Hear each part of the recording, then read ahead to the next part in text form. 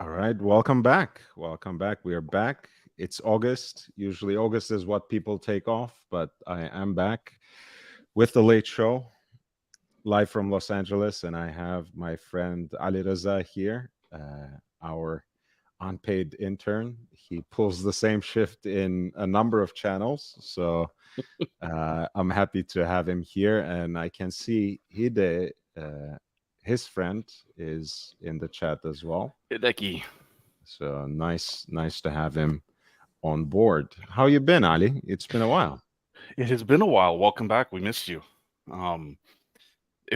It's funny. Our last conversation, I think, before you left, was there's just too much drama. And then drama died down for about 4.5 hours, and then it exploded. I'm like, well, he knew when to take vacation. He knew exactly when to take vacation. So, Well, I mean, I don't know. It's died down now. I haven't been following no, it. I heard it's something. it's at ridiculous screeching levels right now. I Completely see. new. Not worth getting into. Yeah. I'm not even sure I understand. I really don't. I'm sure I don't understand most of it. And the parts of it I do understand are completely mind blowing to me. So it is what it is. Yeah. But I keep I don't. I hoping don't. for. I don't understand that kind of stuff. But the only thing that puzzles me is that involves a number of people. I'm given to understand who who insist that they are interested in watches, want to talk about watches, yet continue to frequent and patronize channels and platforms that are dedicated to drama. Hard to see how that logic goes. If you want to talk about watches, go to platforms where people talk about watches. Not, don't mess with drama, right? Well, Makes sense to me. It's pretty straightforward. Okay, so the way I look at it, because I've obviously my quote unquote home channel is JJ's channel. This is probably like, if my summer home or whatever, my second home. But I actually do spend time like on watching Nicholas's channel with Curly, right? And I do spend time there. That's not a secret. And in part, the way I look at it is that you have, like, I'm going to use an analogy, right? You have ESPN and you have Sports Center, which covers the sports. And then you have shows which are like commentary and opinion, and they're bombastic and there's debates, right? Now, for me, when I was still full-time, I was trying to build my business or full-time working, I would catch the news, read some analysis, and maybe catch the sports on ESPN or on FootMob or whatever, right? Whatever I wanted. And I wouldn't catch any of these shows because I simply didn't have time. But in semi-retirement, I actually enjoy these shows because they're funny. To me, they're funny. Now, there is a limit, and people who've seen me participate on Watching Nicholas's channel know that there are certain limits. So I don't care what your position is on, like, say, modern feminism, right? I still think that the solution is not revenge. The solution is still just be gentlemen. Like, that's the right thing to do. And I'll say that out loud on the channels. And when people, That's not even that's common sense, especially if you are against modern feminism. The only solution is to be a proper gentleman. That's yeah, and I think, and I don't even of think that modern feminism. But yeah, anyway, I don't think that is that's even a another controversy. But I think what happens is that some people hear certain very strong personalities like the Sneakos or the Tate brothers, and I don't want to get into them, but they walk away with away with the wrong message, right? Right. Well, So Sneeko, I think, now that you brought his name up, I think Sneeko doesn't have a message. His head is full of mixed messages. He doesn't know where he's going. He's a very young man. It's understandable, but it's not. exactly. That's the thing, is some of them are we're actually witnessing their journey, right, to figure out where they want to be. And then I'm very interested, actually, like Andrew Tate. Andrew Tate fascinates me because a lot of people simply don't know where he made his money, right? And that, to me, that's a problem. But apparently he just did an interview with Candace Owens of the Daily Wire, where he really addresses that, like his regrets in life or whatnot. And I want to see. It's interesting when I hear people say, like, after they've already made a ton of money doing something that is very questionable, that they say, well, they regret that, right? And fairly recently, there was like the number Are one we talking earner. about the computer work or? Yes, right. So, that's how he made his money before, right? So, and recently, not too long ago before that, there was a OnlyFans girl who I guess was like at a point the number one earner on the platform, like a ridiculous amount of money on the platform. And she came out after like earning, I don't know, it was 52, $56 million or whatever, and came out and what's the name? So I know how to stay away. I honestly don't remember. Okay. And she came out and she's like, well, this was a mistake, and I've discovered Jesus and I've become Christian. I'm like, oh, you great timing at 52 or $56 million worth of, sort of thing. So you want to believe, I actually want to believe in redemption. So I want to believe it's all true. So I'm very curious to hear what Andrew Tate says, because certainly I don't know him. I don't know his brother. So I'm not going to judge them. But I want to hear what they actually have to say. I mean, I'm in no position to judge anybody. But well, I mean, so the drama, right? Going back to the drama thing, is that well, I mean, I do want to say one go ahead. thing about the Tate brothers, especially when there's a legal process going on. I think the smartest thing would be to just sit back and let the process unfold, let the process work itself out. And, no matter where they find themselves and why they are actually there, you have to respect it, and you have to understand that everyone is innocent until they're proven guilty. They have just been indicted, I think, after they have been released into house arrest. So there's still some time to go. I think, yeah. But coming back to the drama, you said drama. Yeah. I don't want to get back to the Tate brothers and stuff like that. Because it's just don't know enough. But the drama thing is that the sitting back and not being at all involved didn't work out for me at all, right? And which means what? You want to get involved in drama now? No, I don't want to get in. I don't want to get involved, but I'm not afraid to be adjacent to it, right? There's still lines that I draw, right? So if you see me on Watch Nicholas' channel, sometimes I get on, and out of respect for me, we talk about watches. So like, I don't right. I don't watch any other channels. So you have seen learned... JJ's Watch Hangout. We have seen you in the audience, and you've been on the panel. You have seen me on the panel. In fact, you might say that they should give me a share from the shorts, because I'm the character who appears most in that. But that's another discussion. Did you appear in shorts? Like, except for I don't watch Archie Luxury. I don't watch Nicholas. Yeah, I don't. But I was with JB, who watches them both, and who is a more avid fan of Archie Luxury at this point than I ever was. So he relayed me some of the information. Otherwise, no, I don't know. When you say JB, you mean Jake Brooks? Jake Brooks, yeah. Okay, all right. Because there's another JB. Oh yeah, I don't like that fuck, but yeah. So it took me a second. I'm like, I didn't realize that you were at all involved with that JB, with that person. Oh, no. So by the way, it's my program that makes the shorts. They're automated. So nice. When you said that, I'm going to go, because we generated knows how to identify a pretty face, I guess. I'm sure, because you were on some episodes, because we know that I know what the best shorts have done. Like, there was one because Kelly was talking about drama. That short did really, really well, like exceptionally well, of course. So I'll go look at that. I'm curious, actually, because I don't remember. Because there's so many of them, I don't remember them all. Anyway, the thing was that, like, Watch Nicholas and Curly,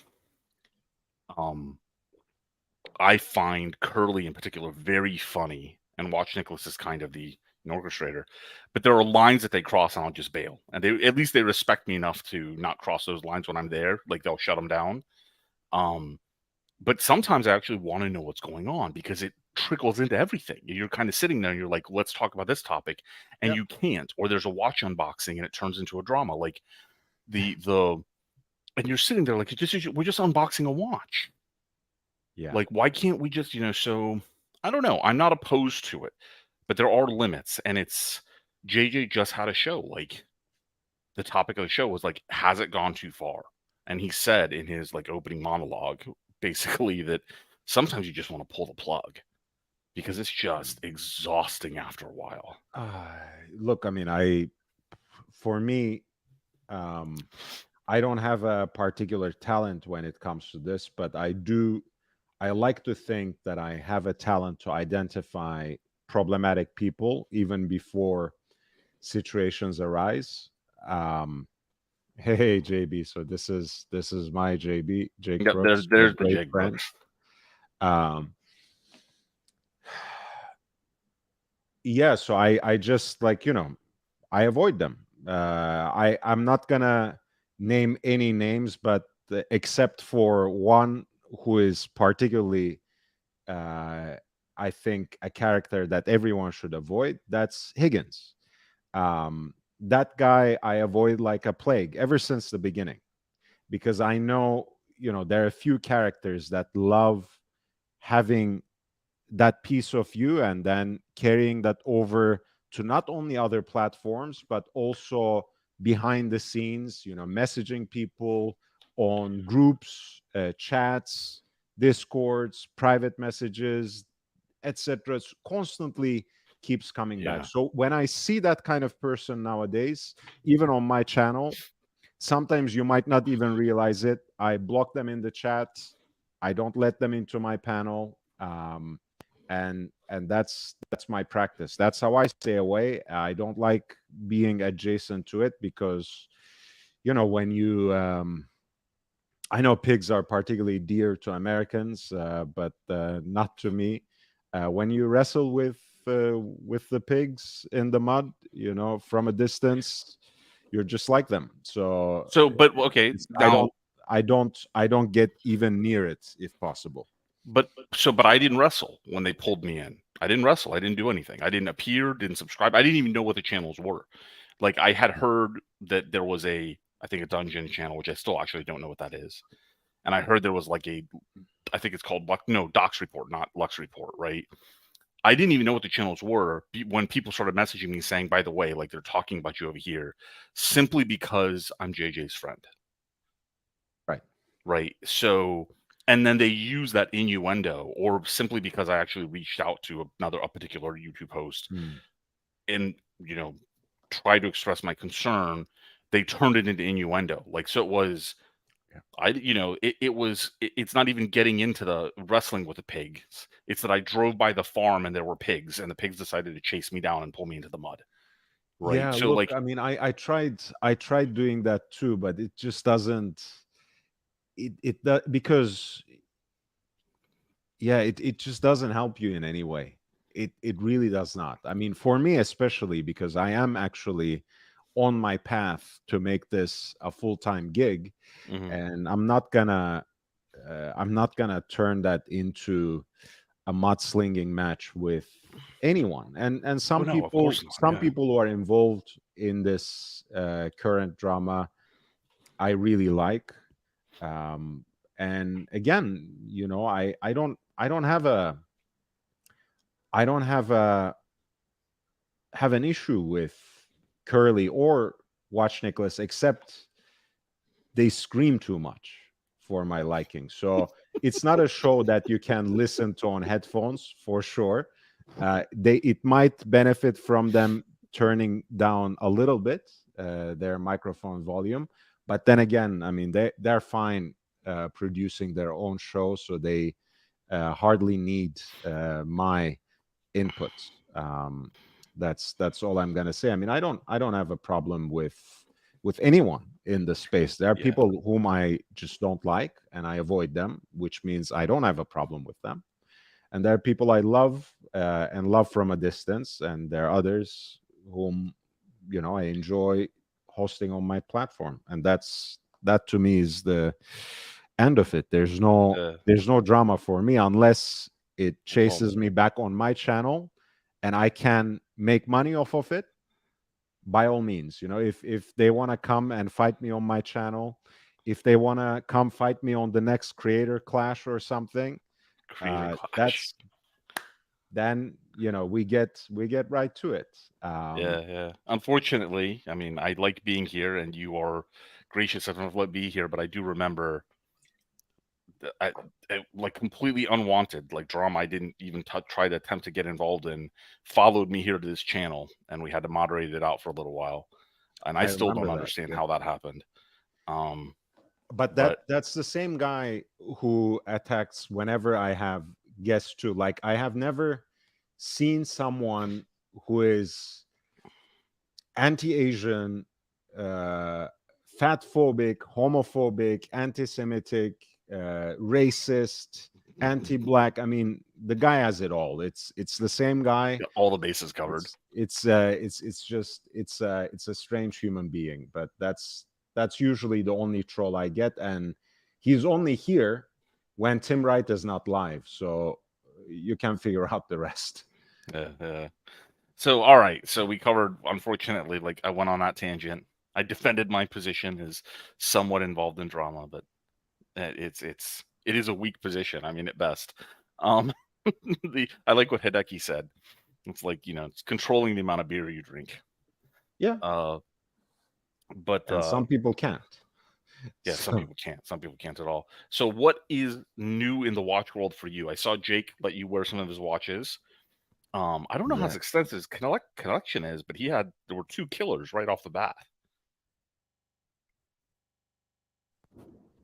Wait, I have a problem with my mic again, it seems. Let me see.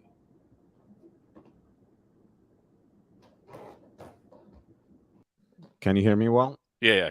You're on the right mic right now. He has a lot of good killers, and a couple of them actually he came upon by my advice as well. So let me pull up. Oh, the Butcher coming. It's great. Welcome back from vacation, young Butcher. Thank you. Jeremy, I know I think you have a daughter. If you don't have a son, you can most certainly adopt me. I can be young Butcher. Jeremy Jr., chip off the old block. I don't think he has a car with 4 seats in it, though. we can fit. So he took me to one of the jewelers there. With my sweet talking skills, I got both of us a copy of the new Rolex magazine issue with the Daytona on the cover. And those are his 2 Daytonas.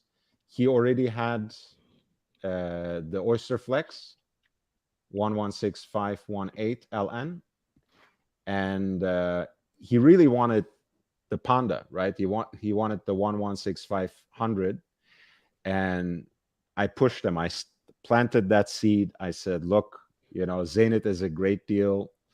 You should look into it.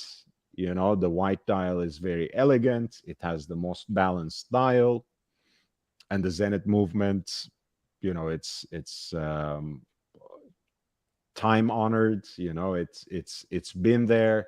It's going to be there, and it also has that important threshold, right? It's at once the first self-winding Daytona.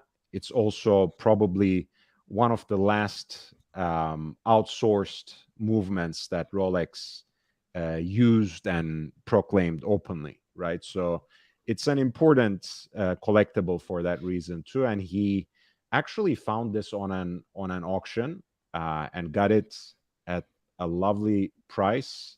The thing is barely worn, real full set, not something that was patched together with like a hang tag with the matching serial and everything.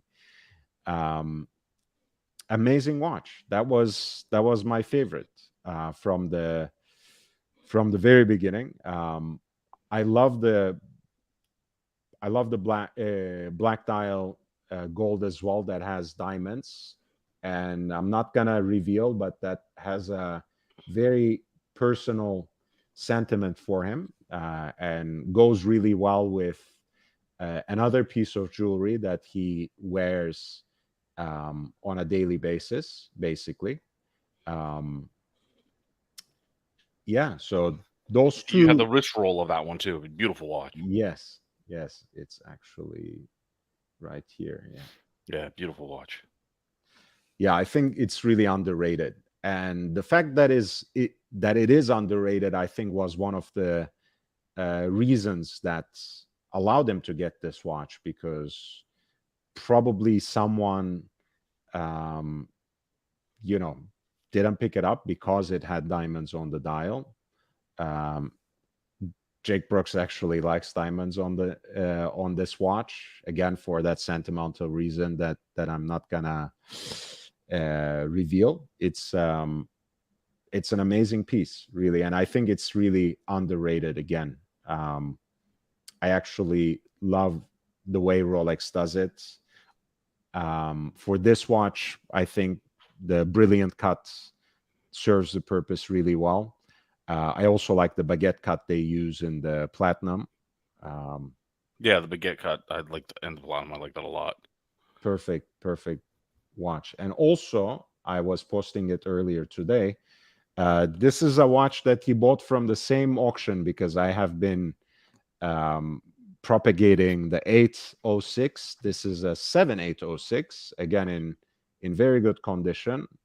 Uh, Compared to the 806, it has a different movement. Rather than the Venus, it has Vajra 7740 and a date between 4 and 5, which he knows I'm not a huge fan of, but I love this reverse panda dial with twin jet logo. Oh, yeah. Yeah, I really, this is a watch I really love. And since he has been such a huge supporter, oh my God. Okay. So Hideki became a new member. I appreciate you, Hide.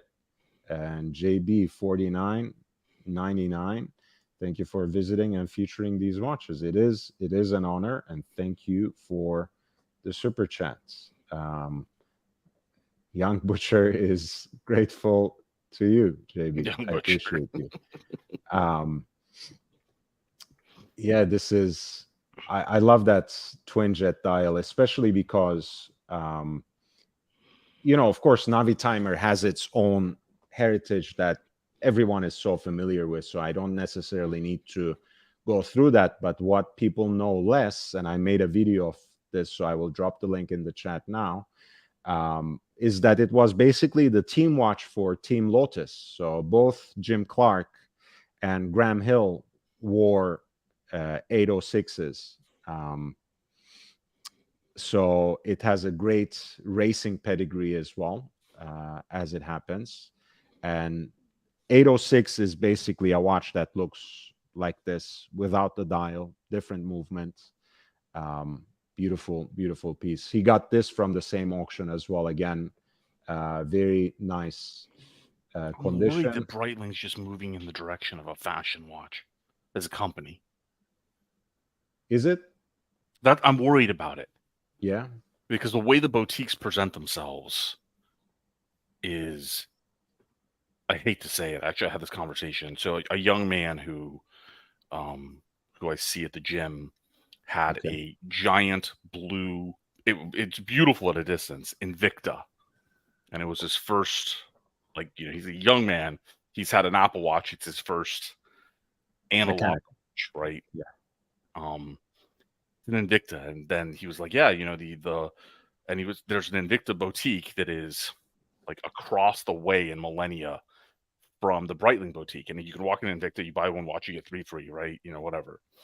But it occurred to me when I was walking that the layout and from the outside in, they look exactly the same, right? And Well, in the Breitling boutique, and both Breitling boutiques in my region, the one in Tampa and the one in Orlando, they know nothing about their own watches.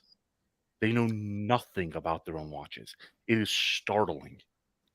It's for me, it was a hit and miss. The manager here in the Beverly Hills boutique knows a lot, not only about his own product, but also about brands for whum he has worked in the past. Um, but yeah, with other employees, it had been hit or miss. Breitling generally designs their boutiques, at least in the recent generation, as a kind of man cave aesthetic. So Yeah, maybe that's rubbing you off the wrong way in one way or another. It's not necessarily my that's favorite fair. either.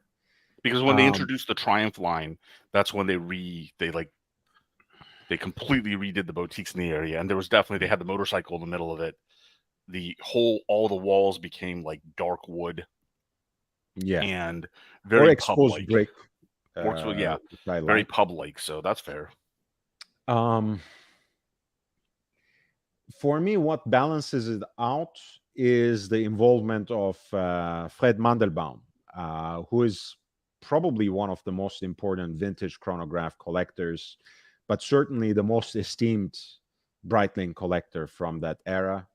And he has worked with Breitling on a consulting capacity in close collaboration with Georges Kahn, the CEO. So um, if there is a pull towards making watches that are colorful, that are fashionable, which you can see with these new Super Ocean heritage pieces, the divers, colorful divers. There's also kind of a counter pull towards producing what are more or less quite faithful reproductions of some of their most iconic pieces. They just came out, actually. I wanted to see this, but apparently, um, as with every brand gets these ideas, whenever they have something that is remotely hot, you have to put um, down a deposit apparently to even Yeah, see it. They have a Raquel Welch. I don't know if you know this particular I have not seen that one. thing. I don't think the catalog calls it that, of course, but it's basically a particular version of their Copilot. Where is it? Let me see. But if you want to get my attention, you call something Raquel Walsh. I will pay attention. Yeah, she passed away Yeah, just last year, no, or earlier this year. I think it was last year. It's fairly recent. Ah, it's right here. It's a beautiful piece. Classic mid-century style pilot's chronograph with the big eye for 3 o'clock, which is actually This is calibrated pretty. for 15 minutes. Yeah, and you have that red triangle on the 12th hour bezel, and it is actually a limited edition of 160 pieces, if I'm not mistaken. So I they wish they come would up with, apply this vintage brush to their Chrono matte line, because that line in particular, I think they've just ruined.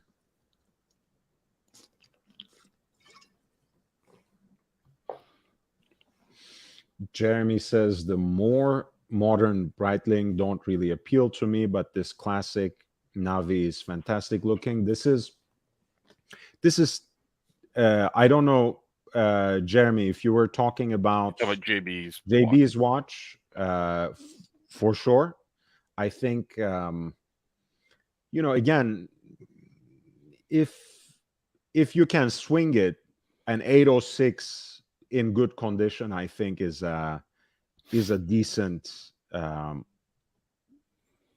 decent pickup, because when you look into the world of vintage chronographs, the Daytonas from the time period, the Speedmasters from the time period are really cherished, really valuable. the Navi timer is still picking up steam in so many ways. There's a reason why. Oh, we have another heavyweight. Hey, Robert. Hey. Wait a minute, heavyweight? Yeah, exactly. The skinny dude's picking on us fat boys. Yeah, I got you. I got Yeah, you. I know. You meet the guy He for was talking coffee. about the phobic troll earlier. You now meet the we guy know. for coffee, and he sees how big you are in person, and then it's like, the heavyweight. I got you. Dude, okay, hold on. I gotta take this off the rails. So today I met Duco Tet, right? You know Duco, right? Yeah. I met him in Disney Springs. We had a good conversation, a nice steak, and then we went over to Diamond Exchange's Timepiece Collection. It's a watch store in Disney Springs, right? So 2 saleswomen come up to us. A cute little Israeli saleswoman, and I'll tell you why we know she's Israeli in a minute. And then a woman who looked remarkably like Princess Fiona After Dark. Yeah. And they started talking to us, and suddenly it was like I didn't exist. Right? They're like, if they're going to Duco, like, would you like to try this one on your wrist? Would you like? How about this one? They're bringing watches over to me. It was so funny. Duco, I'm fairly sure was oblivious, but I started like laughing because one of them asked how big the watch collection was, and then the next one, and she stumbled over her words, but it came out effectively as, how long is your watch collection? How long is your watch? Exactly. I'm like, well, we know what she's thinking about when she's talking to Duco. Yep. I was dying. Right? And then the little Israeli saleswoman proceeded to start trying to drop her biography, right? And Duco wasn't paying attention at all, right? Because he was engrossed in something else, but it was so funny to me. I'm like, she's trying so hard to flirt with him, right? And it's like, Yeah. I know I'm fat and ugly, but come on.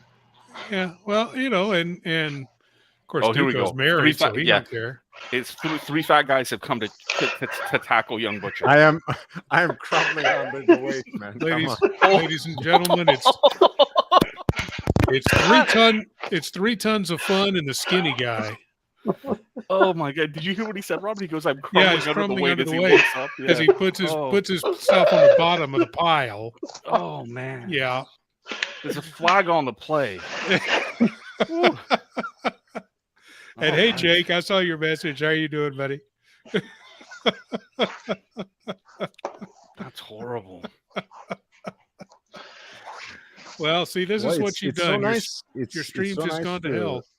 Nice to see you again, Robert. Yeah, man. It's great to see you you too. I just wanted to stop by and say hi for a minute. It's past your bedtime, isn't it? Yeah. It's 10:36.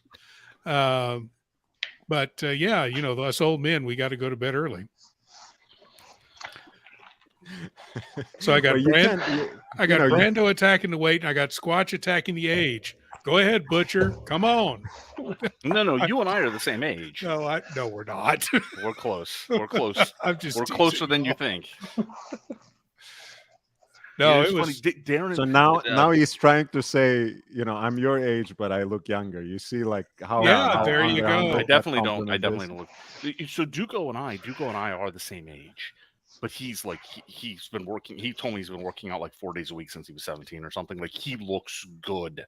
Oh, right? I know. He's just, and we joke about it, him being like legitimately sexy on the panel. Like he's sexier in person, which is kind of frustrating, right? So I'm like, we can't be the same age. We just can't. But yeah, no, we're the same age. Like, you fucking asshole. He's such a nice guy too. Like the guy that's on the panel, he's exactly that guy. Yeah. Right. He's just a good old Southern boy. Yeah. No, I've got to go over to Louisiana and see him one of these days. Hey, you guys look good. He's a good guy. He's a good guy. No, so yeah, it was a good time. I wish more people, because tons of people obviously come to Disney. The more people out of the group, if they come to Disney, just let me know. It's in my backyard. I'll take you guys. Like if you're not overbooked, I'll take anybody out to lunch or dinner or something and just get together. because it's in my backyard. Or if they come to Tampa, all the better. I'll take you to the VIP cigar lounges and stuff like that. You'll get to sit down with the Fuente sons, like 3 generations of Fuentes, or the Oliva brothers. Like they're in the lounge. They're all there. I think they're part owners, actually. Yeah, my uncle and his new wife, they live there in Tampa, so I'm hoping to make a trip down there this year. Let me know. Yeah, I'm hoping to make a trip down maybe this fall, something like that. Yeah, I was thinking if I get Brando, if he's ever down here, because he's in Los Angeles and Beverly Hills area, so he's got some of the best lounges in the world. I mean, hands down. But, well, I mean, I love the lounge that I go to because it actually happens to be the oldest cigar lounge in the U.S. It was established in 1985, and it's a very intimate atmosphere, very nice people. It's more old Beverly Hills and old Hollywood than new. Yeah. So it's very discreet out there in the back alley. In Beverly Hills, technically, there are only 3 places that function as cigar lounges because they actually banned smoking at some point, and these 3 places were grandfathered in under that regime, and it may restrict certain opportunities and spots for the future, in long term.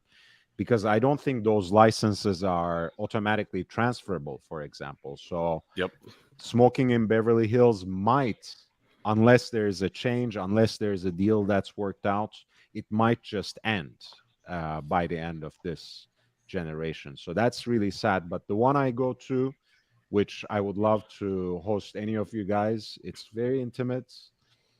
Nazareth, it's called. It's in the back of this arcades on Canyon, and right across Cafe Roma, which is also a kind of an old haunt. Cafe, okay, that actually I'm familiar with.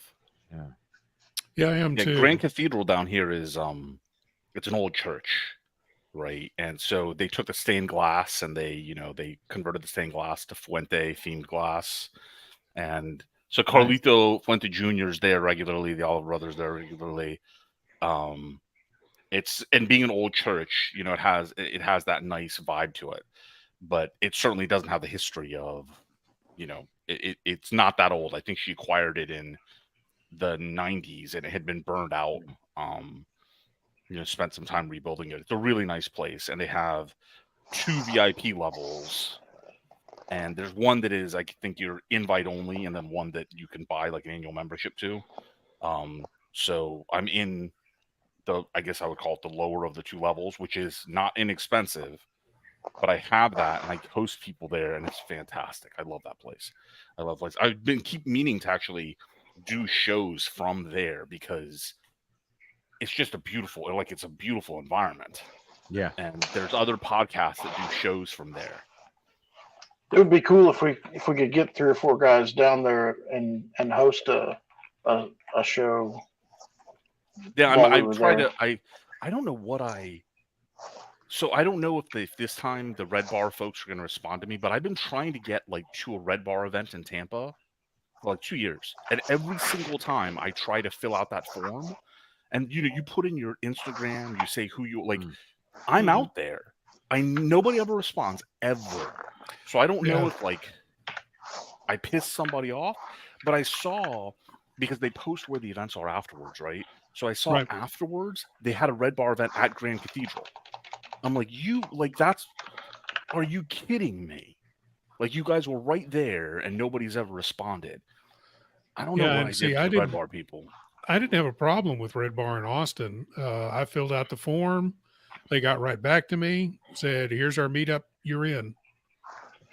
And it was super easy here. This is the 2nd or 3rd time I tried and haven't gotten a response. And they were at Grand Cathedral. I'm like I have I posted. I don't know if you saw.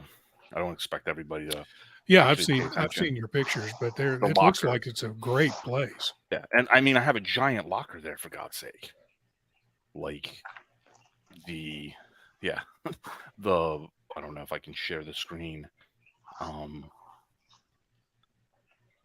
I have a giant locker there, like in their humidor. So I'm like, just let me into your club, and there's hundreds upon hundreds of cigars in my locker. Like, just let me come. The place is really nice. Yeah. So if you guys are ever in Tampa, there are a couple different places I'll take everybody to. I can put some. Well, no, because he's a vegan. I'll have to figure out how to put some weight on his bones. Because I was going to say I can take him to nice restaurants, but I don't know any nice vegan restaurants. I know there's a lot of them. I just don't know. Look, first dinner, JB actually took me to this place called Kirby Lane. Not the original one on Kirby Lane, but a branch. We ended up going to the original one later on the trip. And they had something they called vegan barbecue sandwich. I don't know what it was, but it was good. And it was vegan. It was very sticky.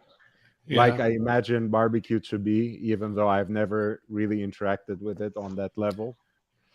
So. Yeah, you guys came. The first one you came to was one just a few blocks from where I live, actually. Okay. Up on North 183. I know there's a lot of nice vegan places in the area because they're covered very well. I just haven't been to one. Yeah. Actually, right before we went to the airport, we stopped at a vegan place. What was it called? Something Creek.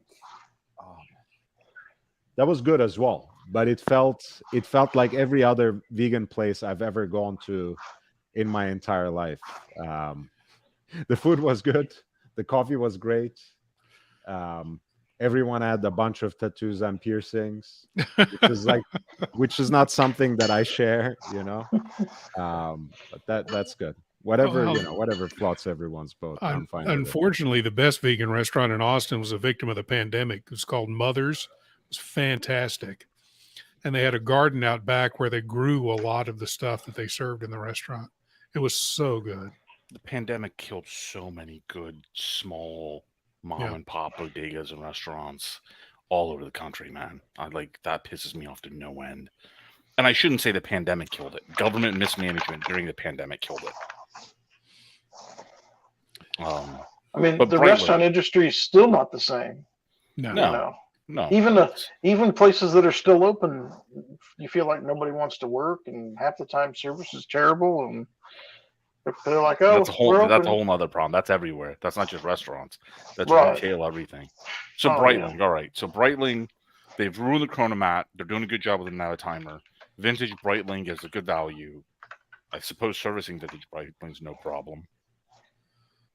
No, not really. I mean, it's it really depends on what kind of movement is in it. It's going to be either hand-wound Valjoux or Venus, or again Valjoux, which is the predecessor of the 7750, in that time period. So it's pretty straightforward for any watchmaker worth their salt.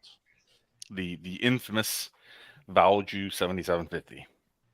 Look, I mean, I don't, the only thing, I don't have a pet peeve. I don't have an irritation with generic movements, whether we are talking about. No. That's not why I said it.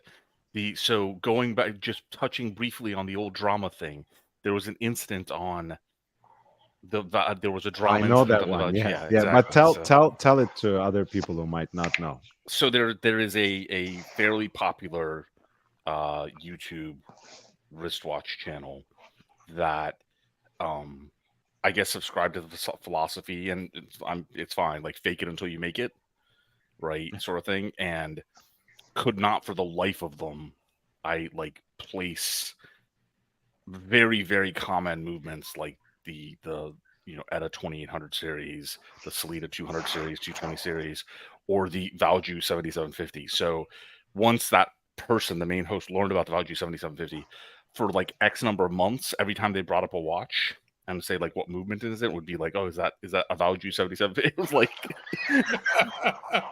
it was like a little kid learning a word that they needed to insert into every sentence. Right. And this went on for a long time. It was fantastic. To me, it was a bit endearing, actually, but it became its own joke for a while. Yeah. Yeah, I mean, for me, the point with whether we are talking about the ETA 2824 or like you said, SW 200 or Vajra 7750, whatever it is actually a blessing in disguise if you look at it a certain way, because these are extremely generic movements, can be found in a lot of name and no-name watches. They're easy to fix, easy to swap out because of their dimensions and because a lot of the Sellita movements are ETA clones, etc. Easier to think of it in long term, but I get agitated about it when I start seeing these movements without much of any modification in watches that retail for $5,000 and more. Yes. That's irritating. Yeah, and I totally agree with that. So that's something that, so you have like Fair, right? So Fair produces watches between $900 and $1,500 or $2,000 that are Sellita or ATA based, right? They use one of the higher grades, and in some of them they add a module. So I'm like, that's a reasonable price point, but at the very high end of those price points, right? But then, you have a lot of the Bremonts. They add the modules for the chronos and some other things. They add, the triptych case, but they were $5,000, then $5,500, then $6,000. They just kept inching it up.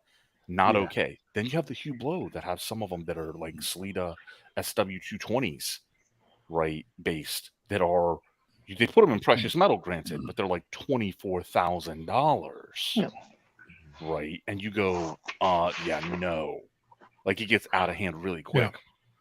Yeah, I could get a Christopher Ward for $1,500 with that same movement. Yeah, there are some exceptions. So you have Reservoir. They use an ATA movement, but then they have the module to make it a retrograde. Okay, I respect that. Right, that's a substantial departure from what it is. I can respect that.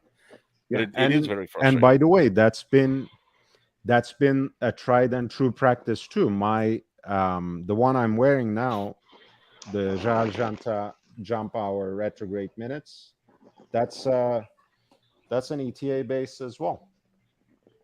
So I didn't know you had that watch. It's pretty new. It's been, I unboxed it, I think, a little more than a month ago, maybe.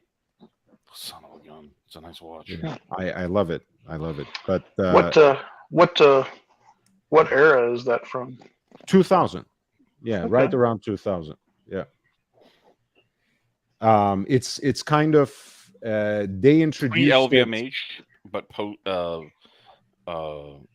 it's basically, so the story of the Gerald Janta brand is a little jagged, so to speak. He had his own name registered as a brand since late 70s, but I think he released his first watch in the wake of the Royal Oak. So 1973 is kind of the date of establishment. So in a way, he's celebrating his 50th year, where Louis Vuitton is, reviving the brand with that entry into the only watch, right? The octagonal case, jump hour, retrograde minutes. I think it's a beautiful watch, by the way. I think, I'm not a huge fan of the whole Mickey Mouse shtick, but I do like the concept and the way they basically combined two of the most iconic Gerald Janta complications, jump hour, retrograde minutes on the one hand, and the minute repeater, the chiming watch concept on the other. Now, in the 90s, much like Daniel Roth, they were bought by the Hourglass. So mid-90s into 2000, they were part of the Hourglass Group, which is a Singapore-based group of dealers now. They started experiencing some of the brunt of the Asian crisis and sold off both of the brands to Bulgari, which Bulgari used to release watches under those brands, but also now sits at that manufacturer. Basically, that's where they make their watches in Le Sentier, which used to be the shared facilities of Cher Argenta and Daniel Roth in the Hourglass era. So my watch comes right from the end of the Hourglass era. In the 90s, after these retro fantasies were so successful with the Disney shtick and everything, they wanted to have them in a larger case with a different kind of dial. And that's how the retro sport came about.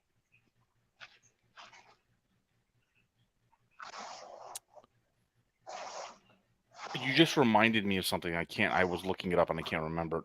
What's the Asian conglomerate that owns Ball Watch and a bunch of other companies? I have no clue, actually. You'll have to teach me who owns Ball Watch. It's not part of Citizen Group, is it? No. Isn't it just Asian Commercial Holdings or something like that? But I'm trying to get a list. I'm trying to figure out who all they own. It is something really simple like that. It's like Asian something holdings. Yeah, very inventive name. Yeah, Asia Commercial Holdings Limited. Yes. But and who? So who else do they own? Asia Commercial Holdings Limited. So did you end up ordering? Because you were going to order a Ball watch, weren't you, Ali? As a placeholder. And I was told by my AD that the one I was looking at might be smaller than I expected. So I told her to I trust her. I told her to make a decision. Like, tell me if you think it is, then I'll skip it. If you think it's fine, then I will get it. All right, you remember the measurements on it? Well, it's supposed to be a 41 mil bezel, but she thinks it is not. And 41 for me is basically the bare minimum, unless you have a massive lug-to-lug like the Royal Oak. Right. All right, sale of watches retail. So who do they own? They own Ball Watch, obviously. Who else? Great. It's kind of hard to figure that out. They're not really. I mean, I'm not surprised it's not terribly transparent, but. Oh, there's a close-up of that watch. That's beautiful. Oh, yeah. Ooh. Yeah. Well, that is pretty. That dial is really, really stunning. And it's it actually comes either in that color or like a black, which has this sort of carbon fiber effect. And the white one is like a two-tone with cream on the outside, and this is like a mother of pearl detail, actually. So it's a really, really cool watch to wear. The hands are heat blued, so that's a nice additional visual interest. It's a cool. No, piece. And I really like the font on the hour marker. I really like that. And those are luminous as well, both the minutes, the hour and the minutes, and the hour, yeah, as well as the minute hand. Yeah, that's very cool. Is that white gold? No, it's all stainless steel with the matching bracelet. Well, you got it polished up and looking great. Yeah, it was pretty new condition too. I think I saw one on eBay very recently, the black dial version, that was a little more expensive than what I paid, but still a decent deal. It's nice when you've got Eric Wind in the dropping emojis in the in the comments. Yeah. Yeah. Well, Eric is someone I consider a friend, and I was really happy to meet him when he was in Los Angeles. So he's great. I mean, his selection is always incredible. He just sold a Navitimer 806, which was mind blowing. I don't know if you guys saw that watch. I just sent a detailed picture of that to JB, I think. So let me pull it up from there. This was, and the butcher liked it as well, so he'll enjoy this. Oh yeah, it looks good on that camel color strap too. Yeah, that's the Eric Wind special. This is kind of the golden or honey brown color they use on a lot of the watch photography. And it actually came in its original box and papers and everything. So nice. Oh, wow. Pretty cool. I want a vintage watch so bad. I mean, I want a very specific one. I want a gilt dial 5513. So bad. All right, too small. For us newbies, what is a 5513? It is a Submariner. Okay. Obviously a Rolex. The 5513 Submariner. It is often considered the best sub in history, and it is also kind of the definitive James Bond watch. Okay. Pre-Omega deal, right? People don't remember Yeah. But so this is like late 50s to the 70s, something like that. It was 60s to early 80s. Okay.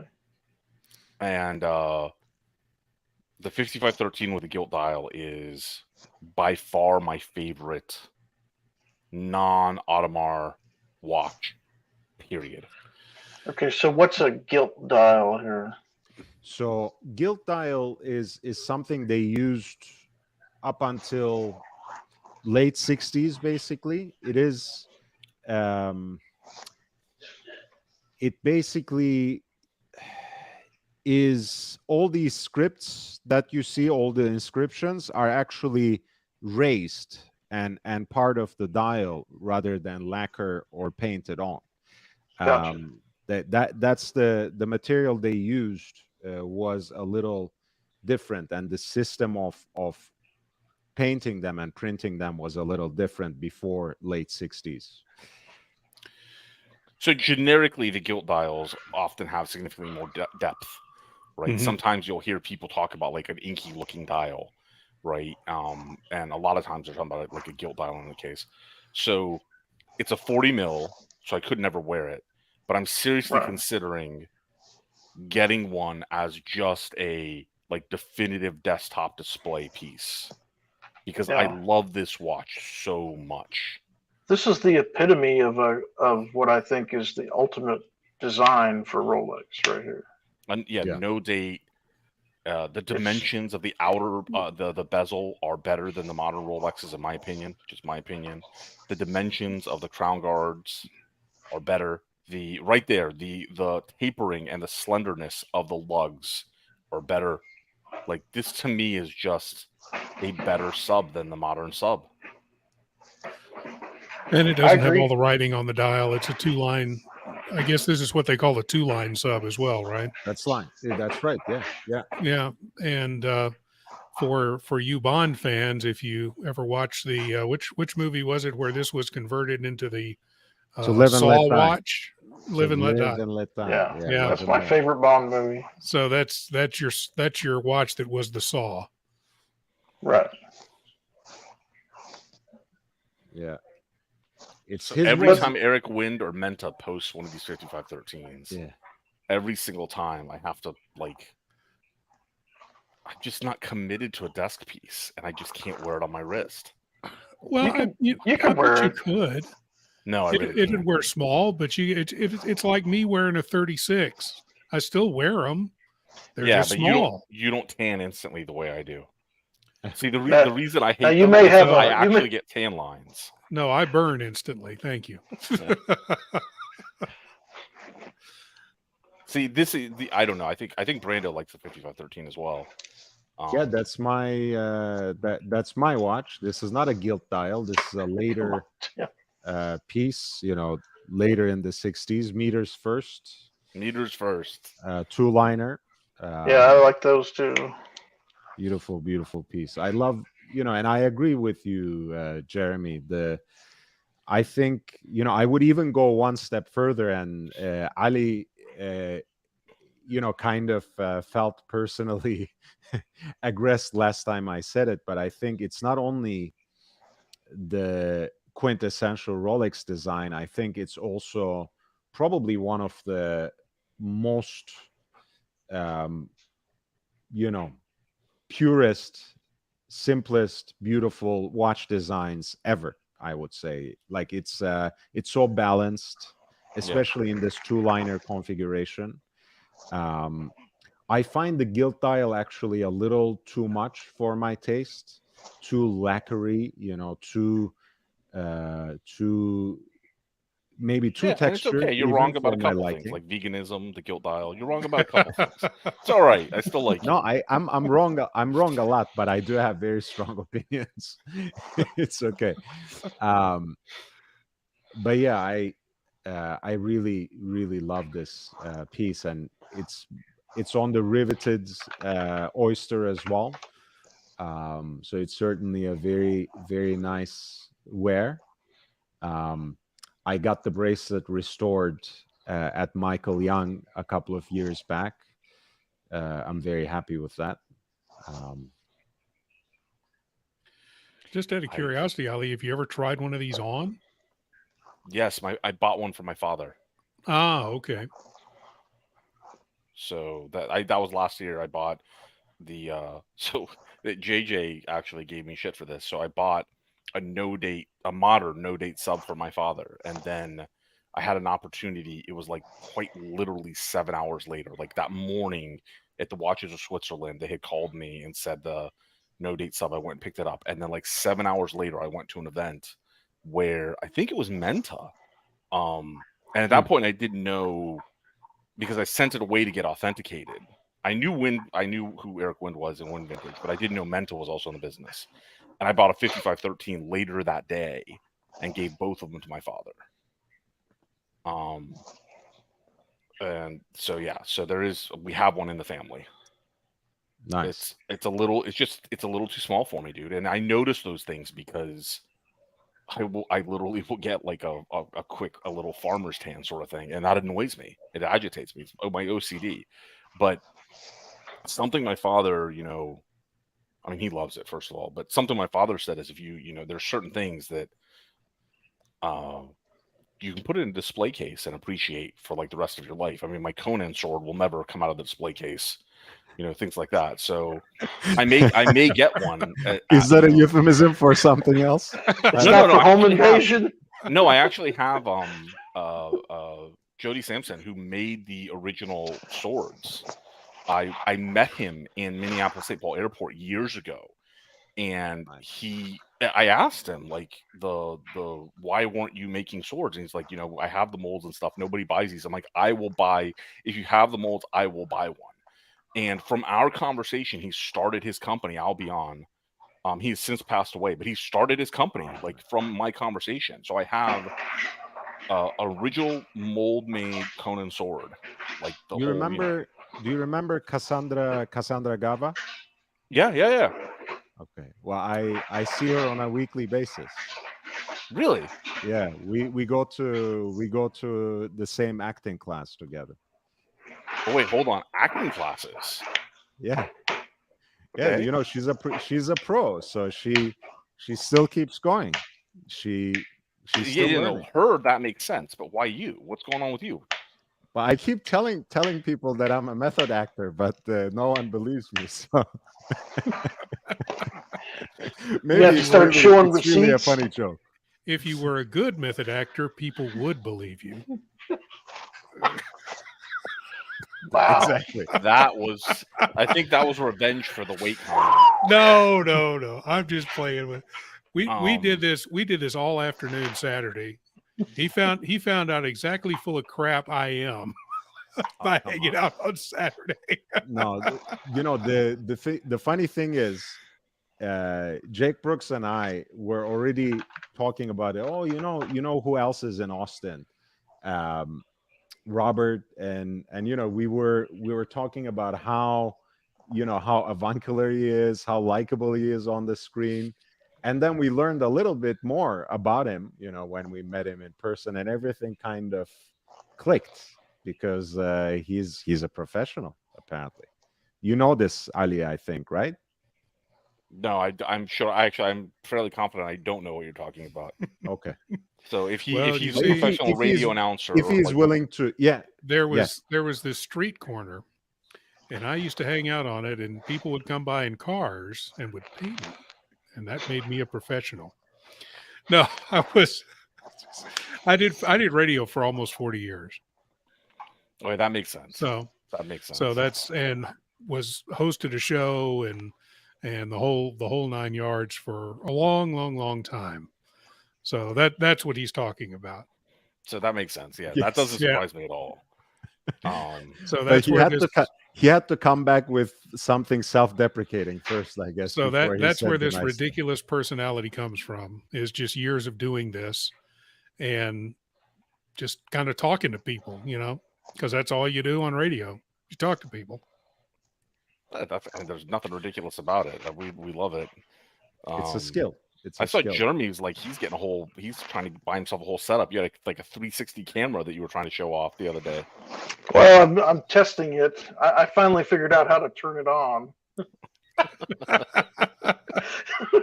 I'm going to be the last person who's just going to be using plugged-in headsets. I'm never getting an actual streaming setup. Forget it. It's always going to be my laptop and headset. Your microphone quality is actually pretty good. I know, but it's like people are like, why don't you get a real mic so you can dress up? I'm like, what do you mean? I'm not going to dress up. I don't care about the lighting. Nothing's going to make me look professional or good. I'm here for fun. I'm not here for I'm the unpaid intern. I'm not making any money from this.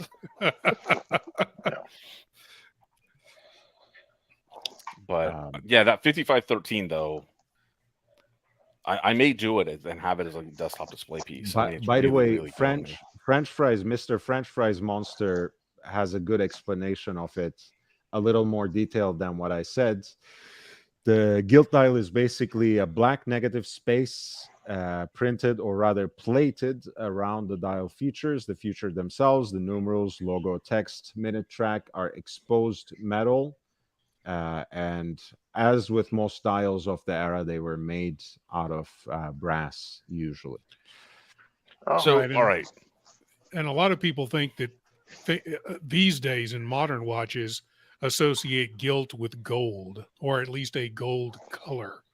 And that makes sense.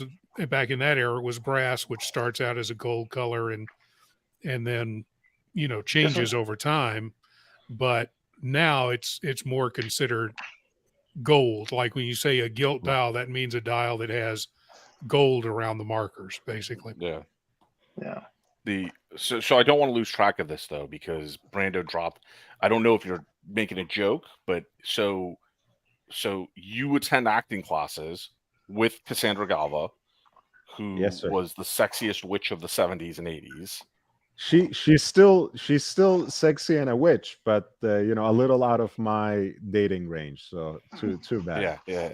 So, but is this? So I don't know. I need to without come to this doxing class. yourself, right? Without doxing yourself, Uncle Robert. She's in my age range. Thank you. Yes, Robert. Well, I mean, whenever you come to Los Angeles, I'll be more than happy to take you. Ask her if she likes fat guys, and I got it. So this is. She's in fact a chubby chaser. So you're in, Robert. Damn, he's ruthless today. I'm here for you, honey. I'm here for you, honey. Oh my God, Robert. So you attend this acting class, the without doxing yourself. Is this is this something you're doing with serious intentions? Sure. I mean, as serious as I am about anything else in my life, yeah, I guess you can say that. Yeah. I don't know that that's not exactly as serious as I am about anything. See, I take young Brando very seriously, right? So I don't know, I take him very seriously. So when he says things like that are somewhat self-deprecating, I'm a little concerned. I don't know what that means. And in the meantime, because he's close enough to the airport, I guess everybody in California is close to an airport. He's got UFOs flying in the background. Yeah, hear you me? Yeah. Regularly we see like fireflies of airplane lights flying by. My species are coming to beam me back up soon if I say anything more. Big Mitch has great. By the way, JB has yes. It was great. The black dial Monaco. Yeah, Robert's Monaco. So slick on Robert. Yeah, thank you, sir. Well, your Daytona was no slouch, sir. Oh yeah, that's a cool watch, isn't it? Yeah, you guys posted it, I think, Saturday on Instagram, the 3 chronos, and I posted it today on Instagram. Yeah. So this was our collective wrist shot with. Talk about 3 completely different takes on chronos. Yeah. But, there are 3 sort of legendary chronos in their own way. You've got the Daytona, you've got the Monaco, and you've got the Type 20, the good Type 20 with no date. Yeah. The real Type 20. And there's only one other quote unquote legendary chrono, and this is Speedmaster. That's it. Yep. There's no other legendary chrono. You've got those 3 in the Speedy. Right. Yeah. Specifically because that Daytona is the Zenith base, right? Specifically, yes. That's it. Right. So if you have a Speedy, if you get a 4th person, call up Kurt next time, Lone Star. Tell him to bring a Speedy. Yeah, bring you a Speedy. All the bases. Yeah, we've got it. Or how about I sell you one? Oh, that's right. You got one. That's right. You're trying to sell one. Big Mitch has some insight into my dating life. Lord's dating range is between 75, 85, and he typically can be found at Shade Oaks Return to the Home with Shot in the Dark and Mike the Snake. Actually, I think Mike the Snake might be interested in younger women than the ones I date, but I think 75, 85 is a little that's a little up there for me. So you've seen that clip of Mike the Snake? Yes. No comment. No comment. I'll just say, unless they are in my species, if we are referring to human beings, I think 75, 85 is older than my mother, so that's a little shaky. I'm not doing this. But otherwise, yeah, age is just a number, as they say. So yeah, honestly, I could I like older women. I could be his father, so I like older women for sure. Oh God, I'm gonna get myself in so much trouble one of these days. Yeah, well, join the club. Hey, that's right. I'll let you know in 7 years about that Social Security. Jesus.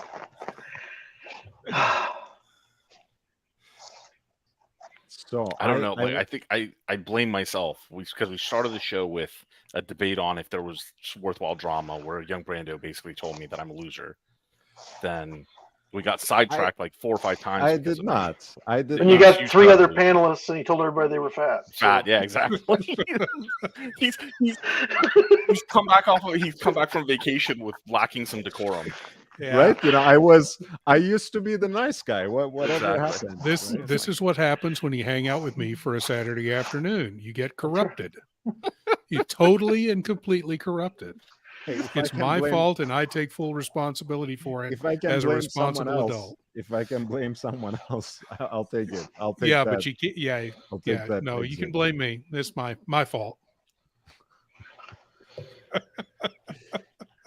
So Ali, I did want to hear about your opinion on the new AP, but also the general direction that they're going, namely, smaller, a lot of times very unisex feeling watches, and I'm particularly talking about the self-winding 34 in white ceramic. But they just came out with an entire quartet of reduced sized offshores, like 37 millimeter Royal Oak offshores. So clearly they are inching towards that direction where they have smaller watches that you can kind of visualize seeing on either the wrist of a woman or someone like me, with a wimpy wrist for the littler man. What do you think about this direction? But first of all, about this particular watch. So this particular watch, I love this watch. AP, the Royal Oak line has traditionally had a little bit of problems with the proportions when they take them down below 39 mil, right? The proportions of the tapering into the bracelet and the bezel and stuff are a little off, right? So this is proportioned very, very well, and I love that. I also particularly like their white ceramic. I've seen one of their display Grand Comp white ceramic, and the white ceramic was beautiful. So I like this watch very, very much, and I do like their only watch entry that it's white ceramic as well. In terms of the direction of the company, though, I don't know if we know that this is the direction of the company. And the reason I say that is that I feel like what's happening right now is that in 2022, I think they expected to have somebody just want to lead the helm at AP. And I don't think they expected to have difficulty with the CEO search, right? And they did. They had difficulty with it. And that's why I think at the beginning of 2023, they released all those codes at once, because I think they were holding on to those. Like in many corporate environments, you hold on to new announcements, releases to give the incoming CEO a splash, right? And I think what happened was they decided we can't hold on to these anymore because the code is dying. Like the initial generation of the codes with the flat dials were just a mistake. People still haven't forgiven, them for that. So I think all the codes they dumped on us all at once at the beginning of this year were things that they were holding back for the new CEO, and they just couldn't hold back anymore. And I really do think that that's what, or maybe the new CEO is smart enough to say, get this shit out of my way so I can actually, work on some new. We can blame it on somebody else. Yeah. But she hasn't, as far as I know, based on what they've said and some side channel conversations, she really hasn't had even the slightest discussions with their other female executive who does the design advocacy, right? She hasn't set foot in because she's still finishing her other duties. At least, that's what I've been told, and that's what they've said publicly. So I don't know. It's possible. Now, with that said, though, I don't think those code releases at the beginning of the year were a mistake. You had the Star Wheel, you had the Smoke Sapphire, you had the Grand Comp, you had a number of other fairly decent codes, but it's still the code, and the code is obviously not liked, at least in the Western market. So I don't know if it's a new direction where they're going to be releasing smaller, more potentially unisex sizes, and to a certain extent, maybe offering a little bit of cannibalization of the 16202, right, which is impossible to get, or if they're getting everything out before the new CEO comes in and releases replacements for the Jewels and replacements for the Millenary, right? And I don't know. I just don't know. Now, I love this watch. I actually kind of like the new offshores. My 15720 has been brutally reliable, so I have no complaints there. I don't know why they're still using 2 generational movements in some of their bloody new release watches. But if this is the direction they're going, I think it's good for them as a whole to be going in this direction. It's bad for me, but it's good for them as a whole going in the direction.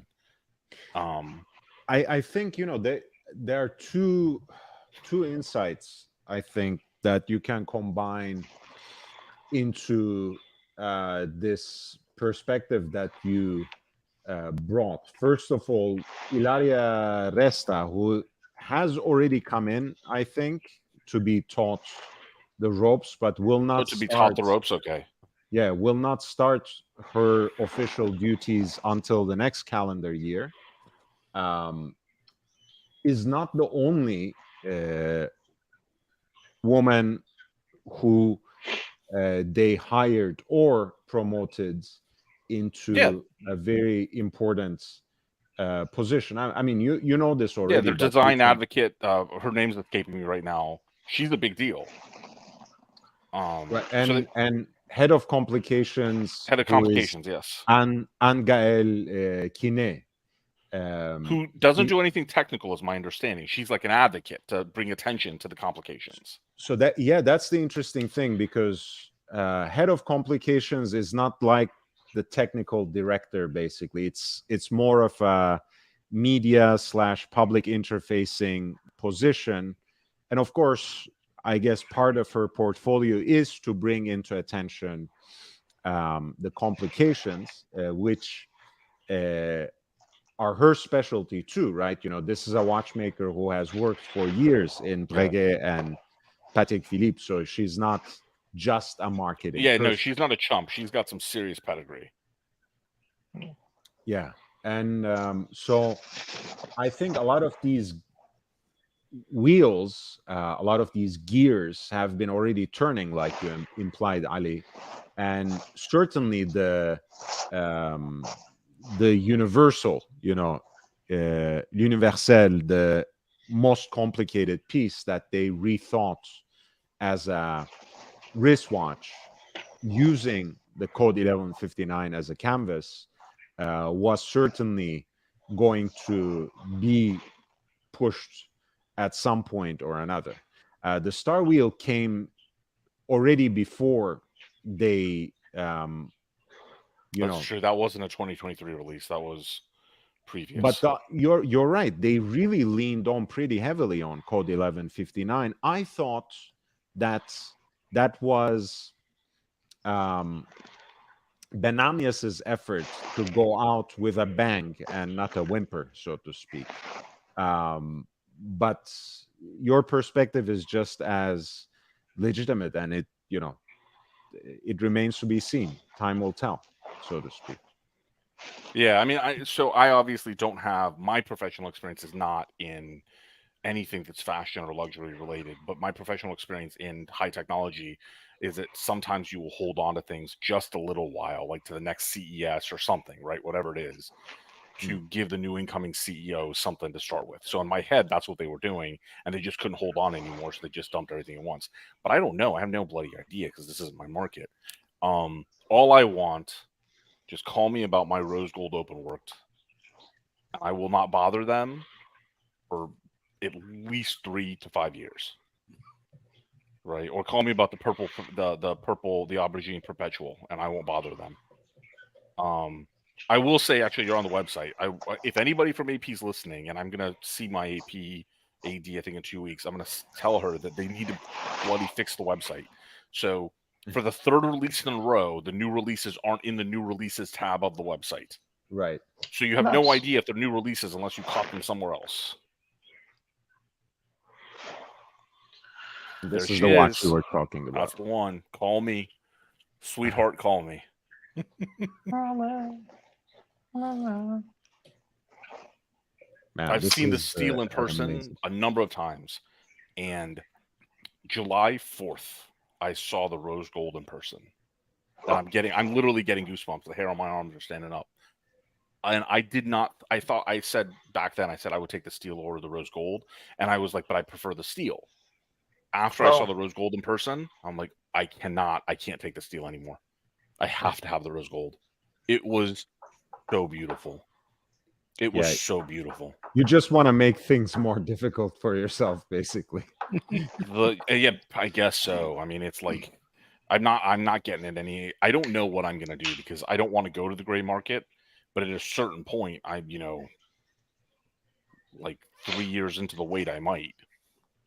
I mean, I don't know what would happen by then, but I know for a fact that they're about 2x basically on the secondary market right now. Whatever the list price is, double that. Yeah, exactly. And the list prices are already eye-watering, so to speak. This is 75 to 95, I think, something like that.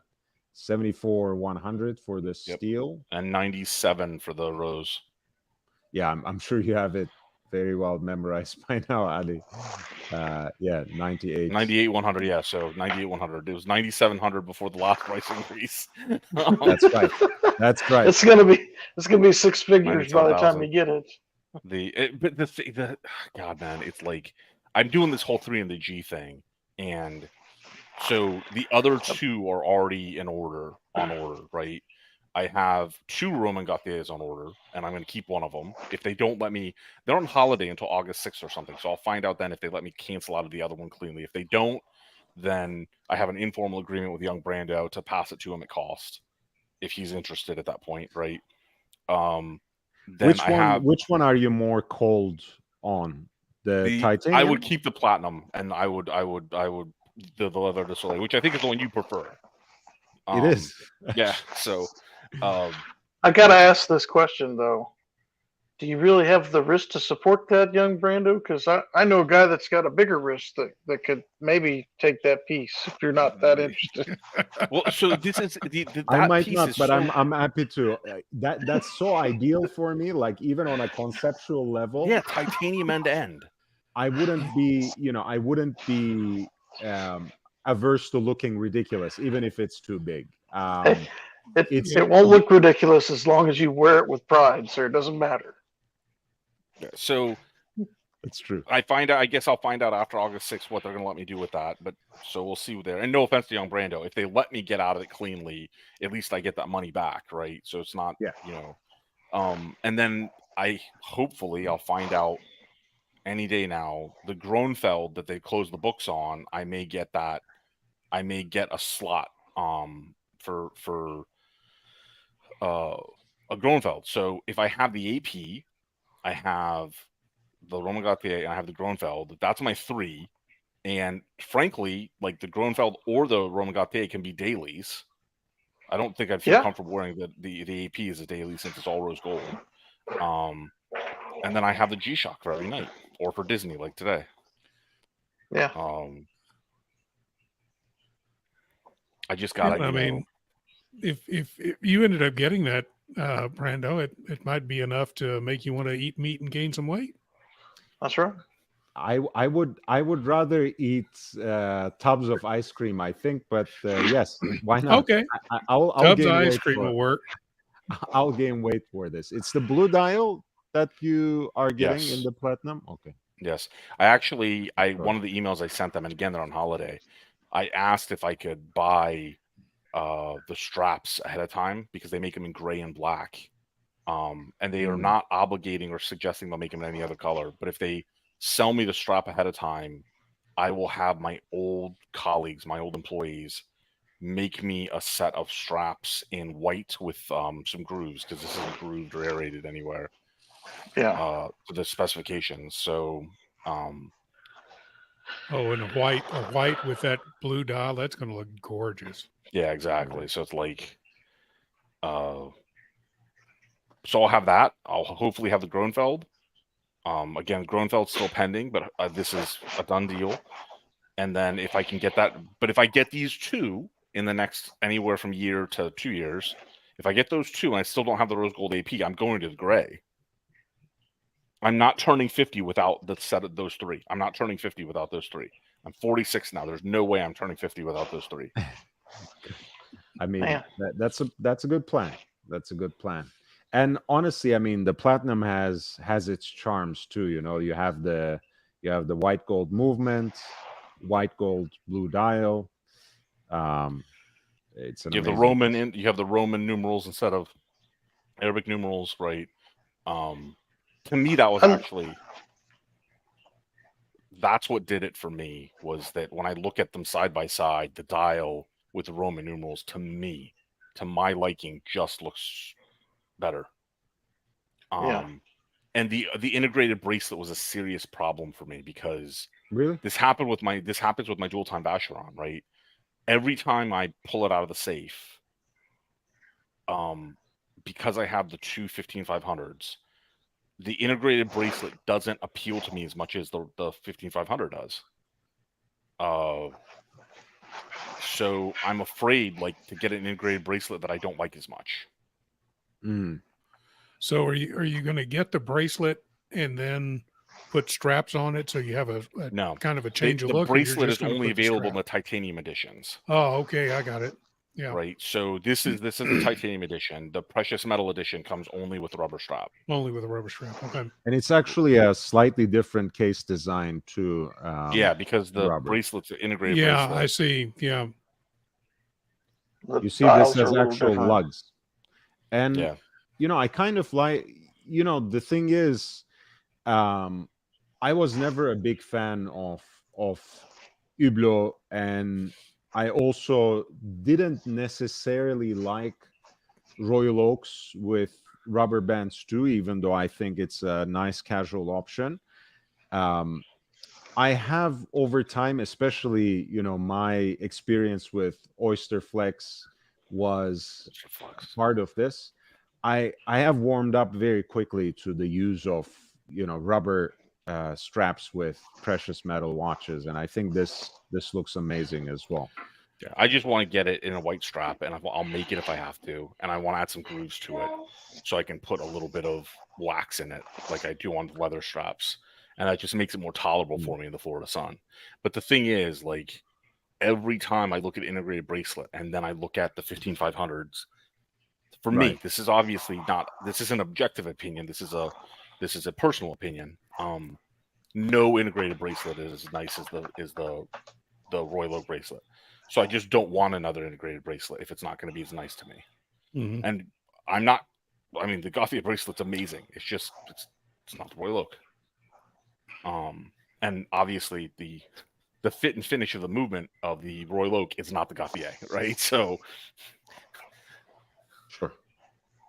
I want to have that set of 3 definitely before I'm 50. There's no way. I mean, I got, you know, 3.5 years. There's no way I'm waiting that long. And the Gauthier will be here between 13 and 20 months. The Groenveld, if they confirm it, will be between 2 and 3 years is the bloody wait.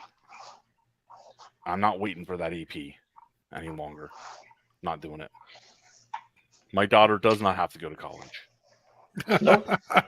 Just kidding. I'm just kidding. Look, I mean, we started with ideological discussions, so we can't talk about the value of college as well.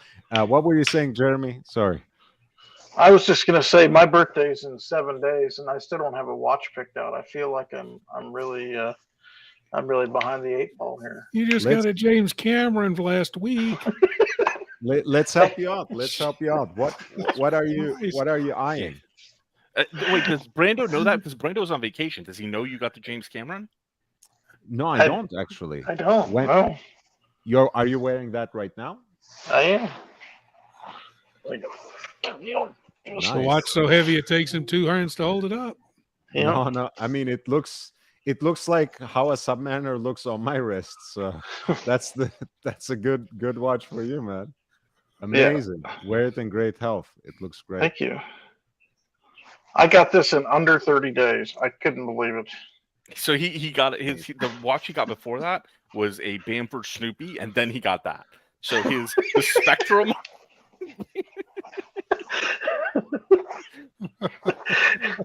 the Spectrum is all over the place. Well, I mean, I've seen his Bamford Snoopy, and you know that watch.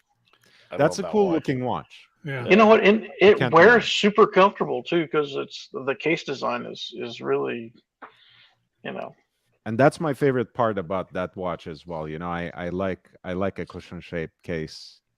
You know, that's some, you know, a cushion shaped case watch is something I would like to add to my collection at a certain point. And again, you know, because I'm too little of a man for a PAM, I would have to go some other way. But they've made some like 40 mil PAMs, you know. But it's not, you know. That's not a PAM. I'm sorry. Ozzy and I have this back and forth. I mean, in agreement whenever he jumps on. I think certain watches are meant to be a certain size. Mm-hmm. Panerai is supposed to be oversized. I know they have very fashionable beautiful watches that are 40 or right around there. Special editions with sage, platinum and sage green dials. They're beautiful pieces, but to me, Right. it doesn't scream Panerai. It doesn't scream Pam. It doesn't give the right feeling. Just like, to me, yes, they had a 39 millimeter Explorer in recent past. They have reintroduced the larger size 440, but the Explorer is supposed to be 36 millimeter to me. The so I Explorer like, one. yeah. Yeah. So even though proportionally it might make sense for some people to go for 39 or 40, for me, it is the 36. It's the size that Meech proudly calls the lady size. That's what I like. Coincidentally, that might be my daughter's first Rolex, by the way. So that's a beautiful. It's a beautiful watch. To own. Did I tell you how the Rolex conversation with my daughter started? No, because she came to me. I think Jeremy was laughing. You don't like Rolex, so I don't know how that conversation started at all. No. Tell me more. I want to be clear. I don't like Rolex, the company. I've said it before. A Day-Date and 42 mil would be my ideal watch. And we just talked about the 5513. So there are plenty of Rolexes I like. But my daughter came to me and she says, I would like another Omega Seamaster. She has a Seamaster 57, right? And I said, sure, go choose one and let me know what it is. And she found one that is it's a tri-metal. It's like titanium rose gold. It's ridiculous. I don't remember even and I had never even heard of the Seamaster. And it's something like $26,000. I'm like, it's a beautiful piece. I'll just get you a Rolex. You're out of your mind. I'm not spending that kind of money on a Seamaster. Goldfinger. To answer your question, I want my strap to actually fit the lug design that Roman Gauthier did, and if I can get somebody to make one with, I have plenty because I get 2 alligator tags a year, so if I can get somebody to make one for me, then I'll do that. I might actually ask my Berluti rep if they'll make one for me, because they made stuff with my tagged alligators before, my wallets and shoes and stuff like that. So then I would do that. I would definitely do that. I think that would be beautiful. But since I have people who actually do injection rubber molding and stuff like that, my first choice will just be to get a white rubber strap made for me.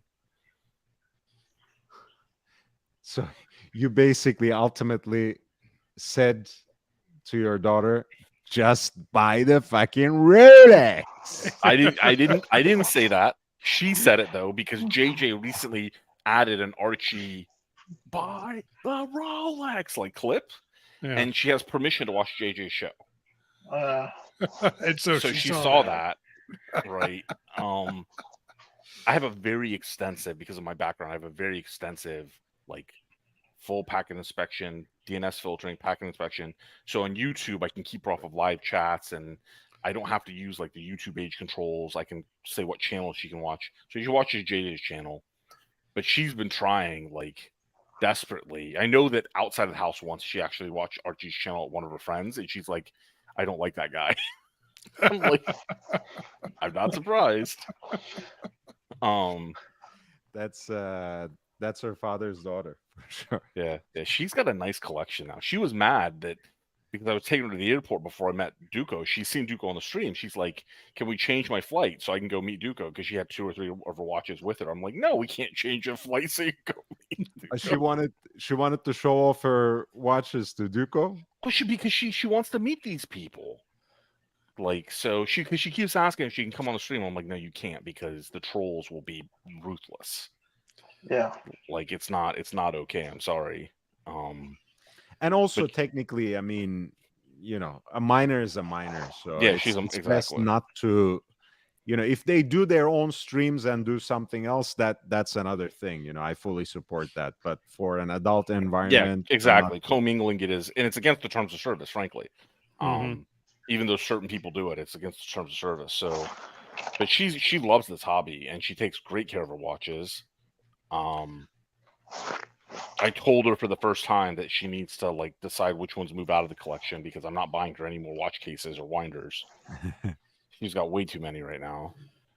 Well, what's interesting is the only Rolex my daughter likes is that one, is the Explorer 36 millimeter. My daughter likes the Daytona as well, but I said, yeah, no. Yeah. But yeah, she loves the Explorer. But what's so funny is her first experience with a Rolex is a friend of her stepfather was wearing one when she was a little kid, and she saw the crown on it, and it reminded her of the crown on a Budweiser can.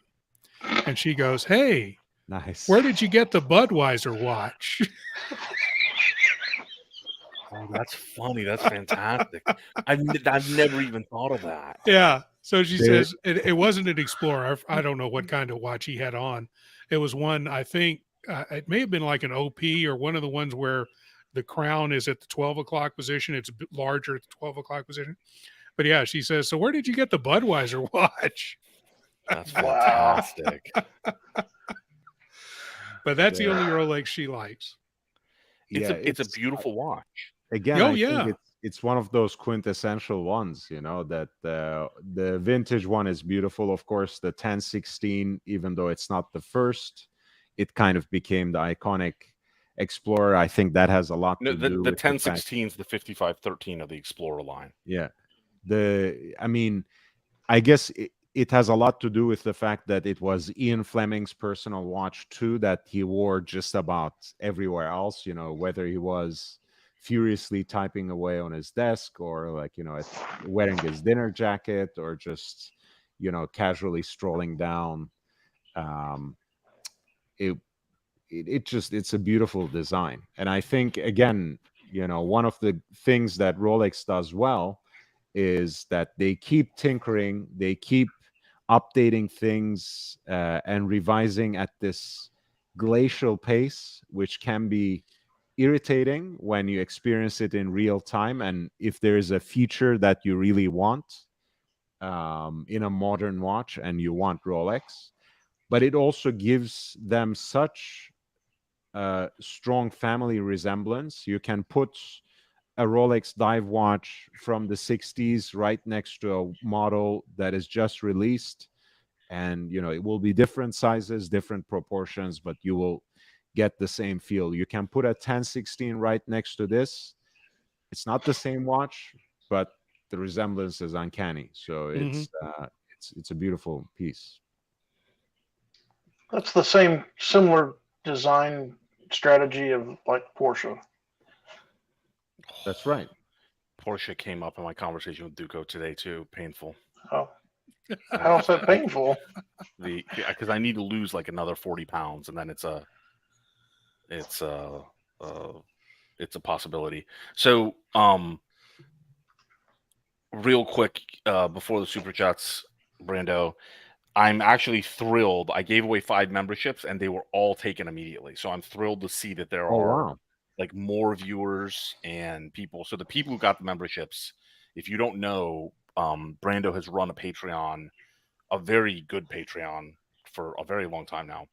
And what he's doing is on a regular cadence, he's taking things out of the Patreon video backlog and he's putting it in the YouTube. So there's actually quite a few videos, member-only videos, already on the YouTube, even though the membership program's new. So, and they're very model or brand specific, so they're very easy to curate.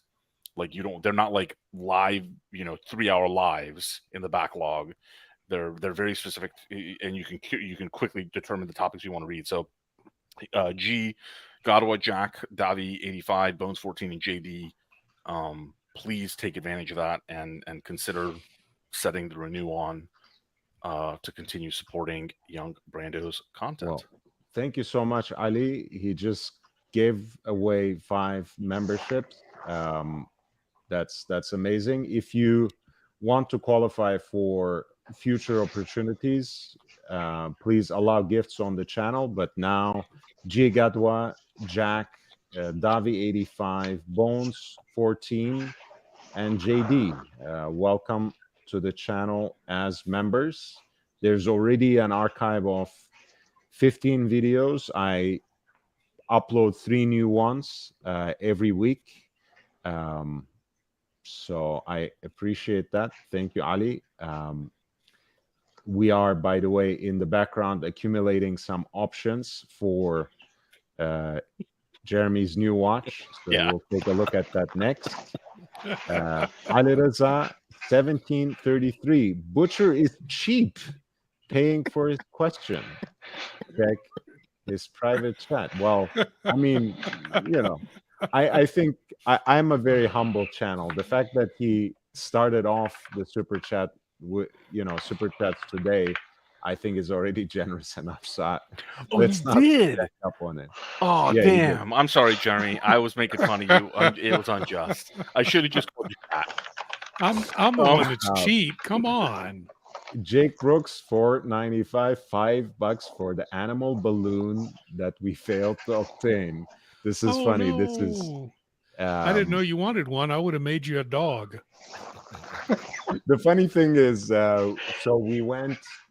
Okay, I'm forgetting the name of this restaurant too, but it was looking over the lake. The Oasis, probably. Yes. So seafood restaurant looking over the lake, beautiful. There wasn't much of anything that I could eat or reasonably substitute on the menu, so we just ended up getting a drink and walking away. But a lady was tying such beautiful animal balloon. It was pure art. I really, really appreciate that. Thanks for remembering. JB and Captain is in the chat, right? This is our Captain. Is it the Captain actually speaking? I think it's Captain Subby. Yeah, I think it is Captain. Yeah, Captain, my Captain. The Silver Fox himself. Amazing. Give us a little mini action, Cap. If he comes down to Tampa, he could kill it. He's a Silver Fox. You didn't have to do that, Jeremy, but I appreciate it, and I'm glad you made a point of giving just 1 penny more than Ali Raza 17. I don't want anybody to call me cheap.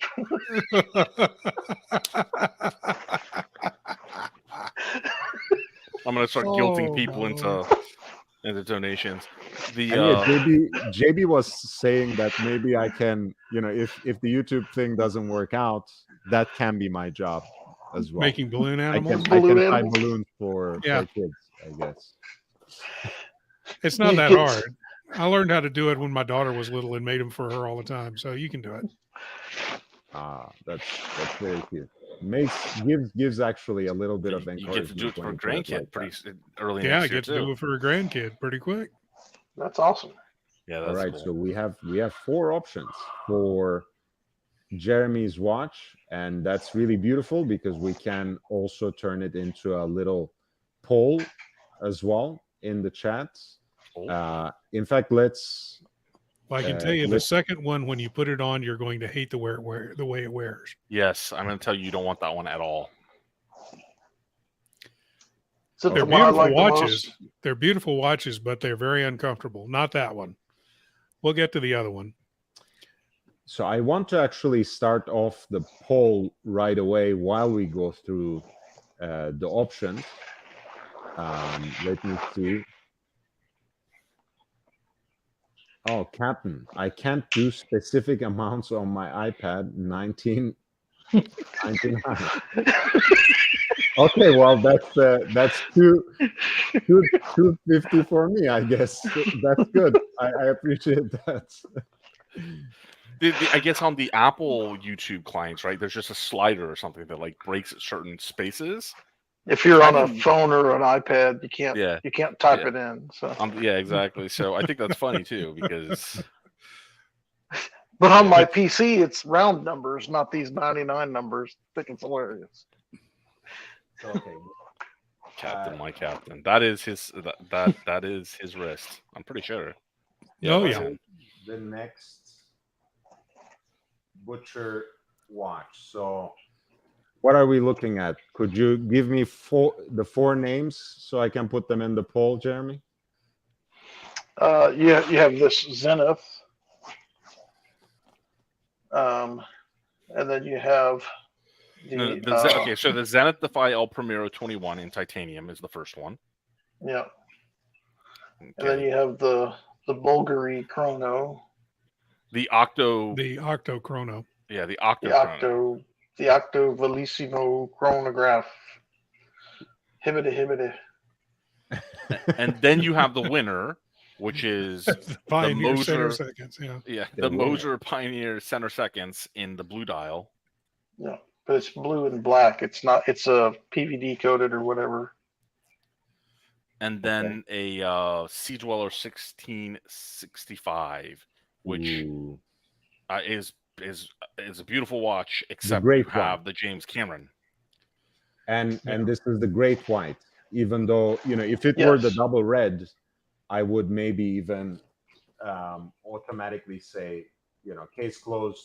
Let's just get that one. But this is certainly a contender. Brando's totally okay quickly spending your money. Case closed. Yeah. I'll be back in a few minutes, gentlemen. All right. No, it's my dad's. It's my dad's vintage sub. Now, my dad will probably loan it to you, Captain, to be honest with you. He's a really, really nice guy, and he's not that... He's way too trusting, but you got to ask him. You can't ask me. So, guys, feel free to cast in your vote. We have the 4 options now for the Butcher's next watch. We will go through them one by one. The choices are Zenith Defy El Primero 21 in titanium, the Bulgari Octo Velocissimo, the chronograph, the H. Moser and Company Pioneer Center Seconds with the funky blue dial, black DLC coated piece, center seconds, sweep center seconds. I don't know. I may have written small seconds in the poll. You said center seconds. You're good. And then we also have a 4-digit Rolex Sea Dweller 1665, the Great White. Not the double red, so no red writing, but we will go through them one by one. Let's start with the Zenith Defy El Primero. What do you think, Robert? I like pretty much all the El Primeros. This one, because my eyes suck, so I could find this next to impossible to read. Mm-hmm. But I love the watch. I mean, I'm not the one who's going to have to read it. He is. So if you can read that, then it's a beautiful watch. And the El Primero movement is fantastic. I like it, even though it's a little more futuristic for me. I used to be, just a couple of years ago, I used to be all about, simple, pure dials. That's why I love my 5513, the two-liner, the balance of it. I was even shying away from complications, but I have gotten over a lot of my kind of nitpicking over that, and I'm even increasingly warming up to open work dials, or skeletonized, whatever you want to call it. So I kind of like it, except again, I feel there's this seems to me to be too much for my taste. I kind of like the Power Reserve. I like the way how they set off with the blue accent, the 30-minute totalizer, right? That's what it is. I think overall, I don't know, it leaves something to be desired for me. I have not exactly warmed up to the watch. My question, if you're looking at a Zenith, have you looked at like a Defy Skyline?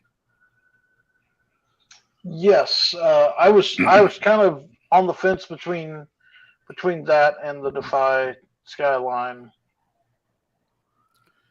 I chose this more because of the movement than and part of one of the driving things here is my my Speedmaster Racing is going on the block, and that's going to fund this thing. Right. And so, chronograph for chronograph, sort of. Yeah, I just wondered because I think the Defy also has an El Primero movement in it. Yeah. So I think you would get the same movement. I kind of like the looks of that one better, and I think it's a little easier to read. But there ain't nothing wrong with this watch. It's nice, man. It's really nice, and I think you. I don't have anything like it in my collection. Not that I have an extensive collection, but it would be that one, like, kind of. I don't know. I want to. Playful's not the word I want to use, but that's the one that's coming to mind.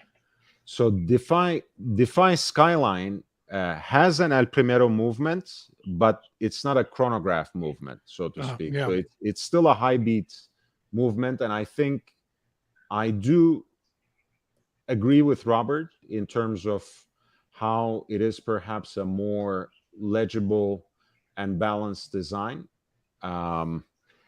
I do like the blued accents they used in the open work bridges here. And it's like a flashing seconds down there, every 10 rather than 60. Yeah, so and it moves quick. I really like that bracelet too. Yeah, and you get the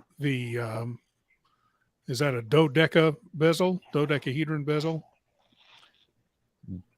That's the one that I was holding today in my picture. It's on my IG today, and the black. They didn't have the blue. Yeah. It's really impressive in person. And frankly, but isn't it like sorry, 20 grand though, or something like that? It is 11,000.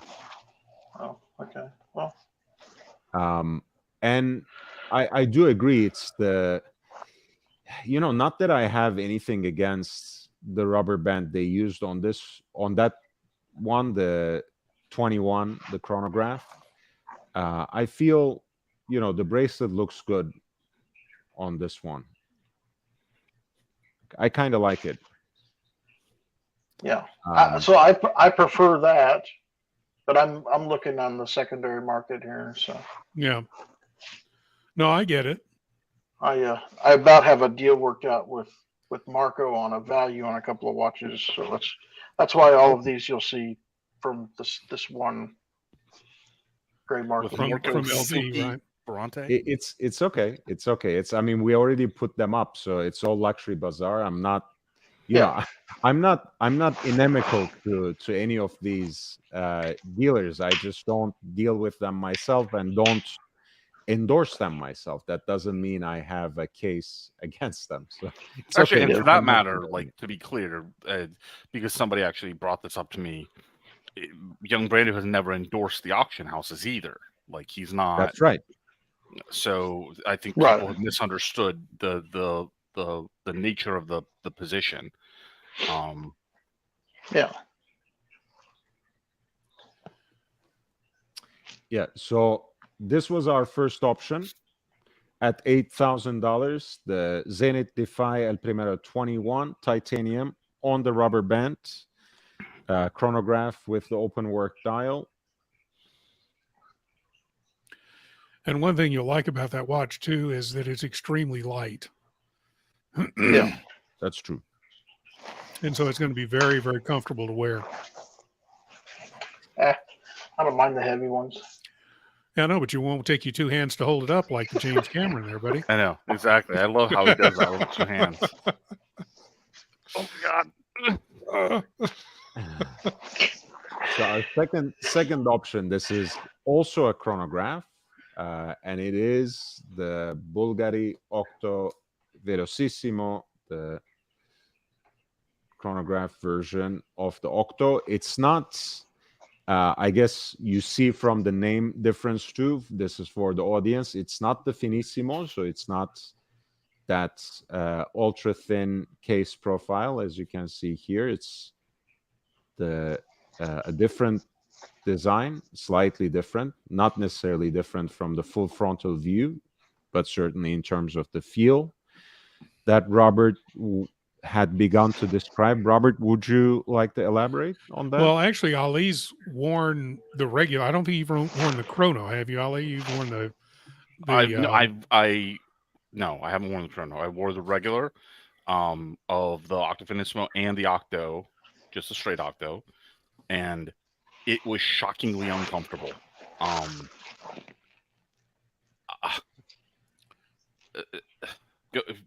Do you want me to continue, Robert, or do you want to chime in first? No. I mean, that's the same thing I've heard. I've never worn one, but I've heard that they can be uncomfortable. The thing I wonder is, since this is a thicker watch because it's got a chrono movement in it, would that make a difference on how it wears on your wrist?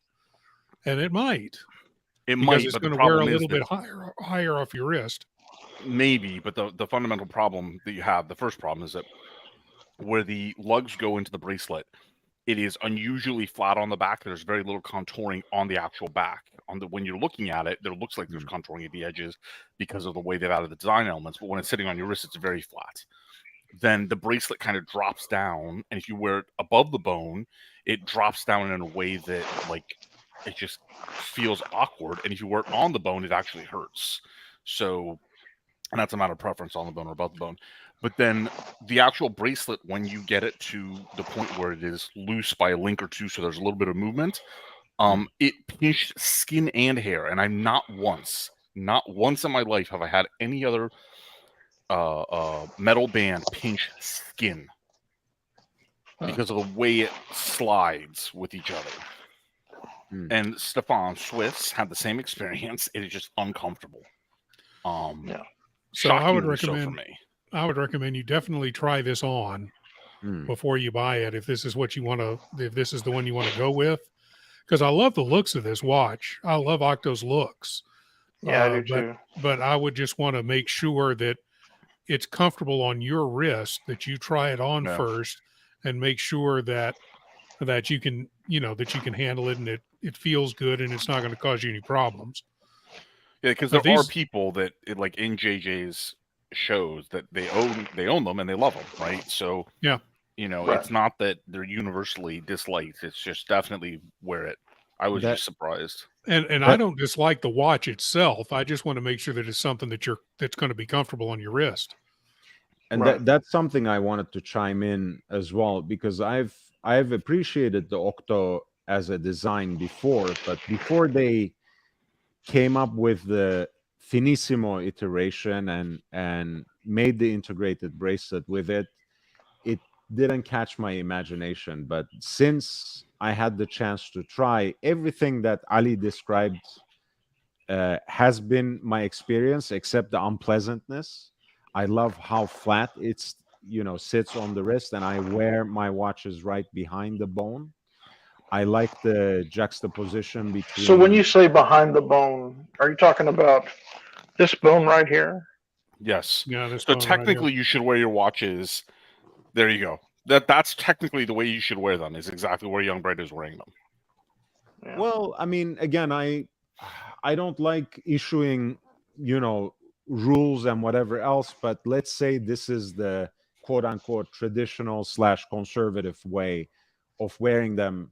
But that also comes from another dress code, as it were, right? People used to wear their watches there because they were supposed to be discreet. And like Tim Mosso says, we're supposed to slide under any cuff, right? So nowadays we wear watches with, a shirt and shorts. And a lot of times they are oversized sports watches. They are supposed to be larger than life, right? So that's okay. But going back to this idea, I like the chronograph version they have of the Finissimo. Not sure if I quite warmed up to the Velocissimo, because it is a thick watch, and I think they really found the sweet spot with that ultra thin concept, because it's already a very multi-layered and complex design. Even visually, it starts taking everything over when it's also this thick as well. So I'm also very lukewarm with this choice too. Okay. By the way, Captain and I apparently share a lot in terms of taste. You know, he started expanding his Seiko and specifically Rowing Blazers collection after he won the green version, The Nightmare Before Christmas. And I actually have the King Turtle with the green dial as well, the grenade dial. So Captain says Tim Massa said the deep sea challenge fits under a cup. I'm sure he was parodying himself at that point. Yeah, see, it's going to fit right under his cuff. He can't pull his shirt down far enough, but just slips right in. yeah.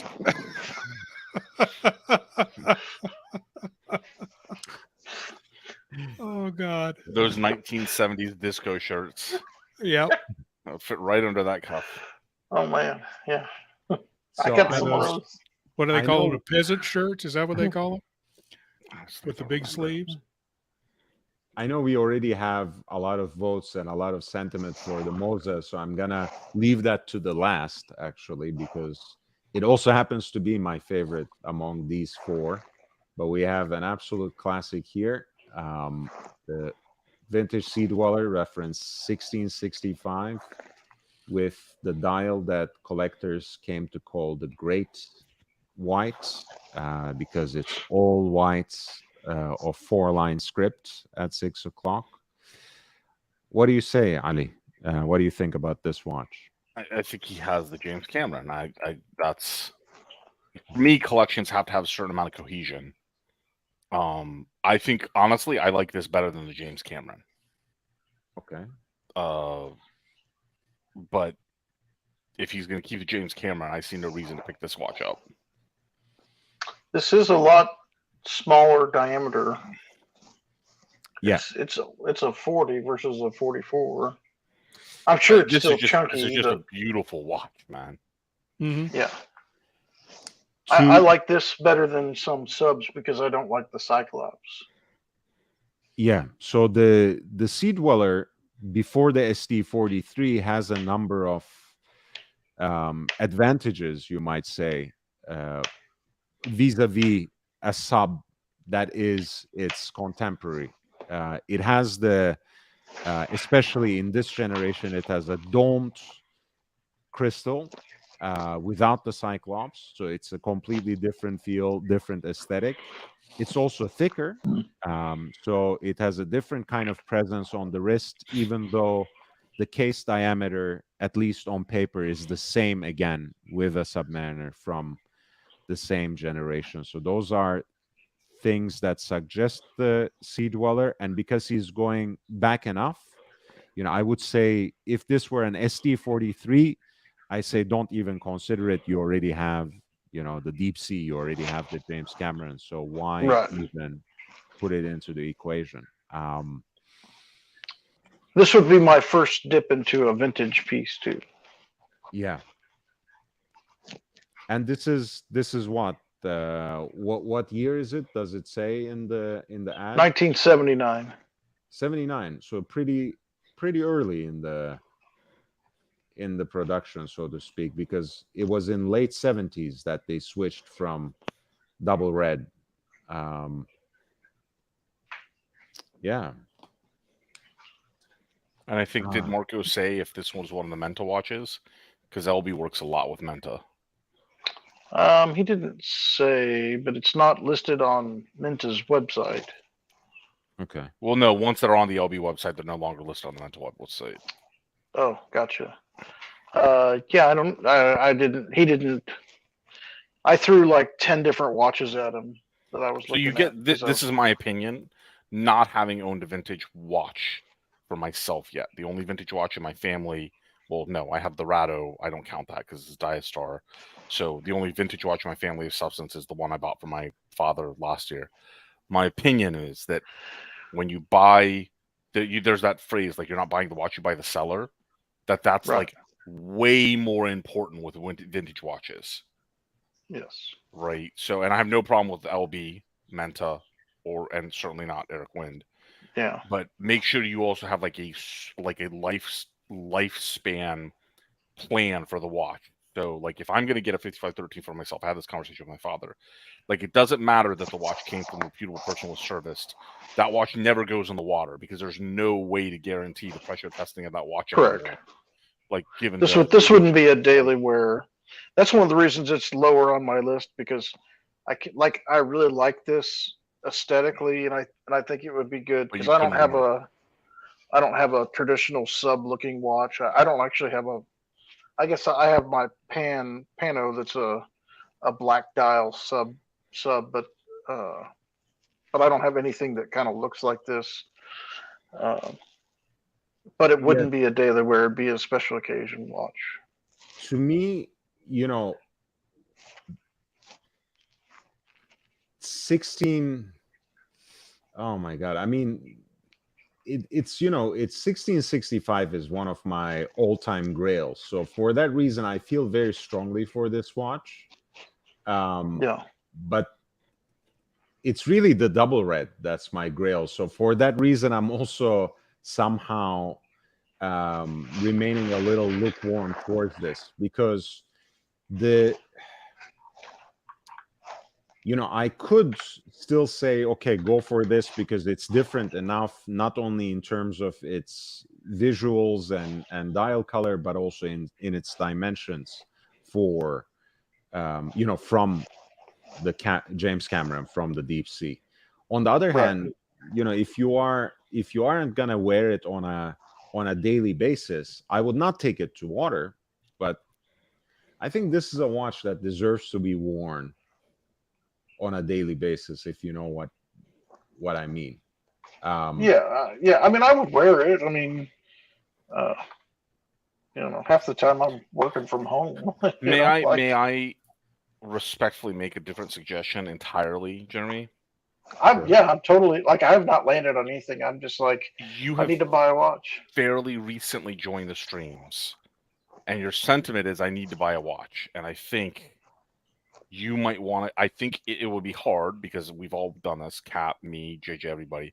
It might be hard, but you might want to wait a while before you buy your next watch, and get through the honeymoon period of the Bamford, of the deep sea, and everything, and have time to think and see a lot more collections, like on the streams and in the WhatsApp groups and stuff like that, before you buy your next watch. Because the Moser's a killer, the vintage Sea Dweller's a killer, but you could very quickly end up with too many killers that you never wear, and then you end up in the situation that I was in and JJ's been in before, Toyota Mo's been in before, that you have a bunch of killers but you don't wear them, so then you're stuck flipping them.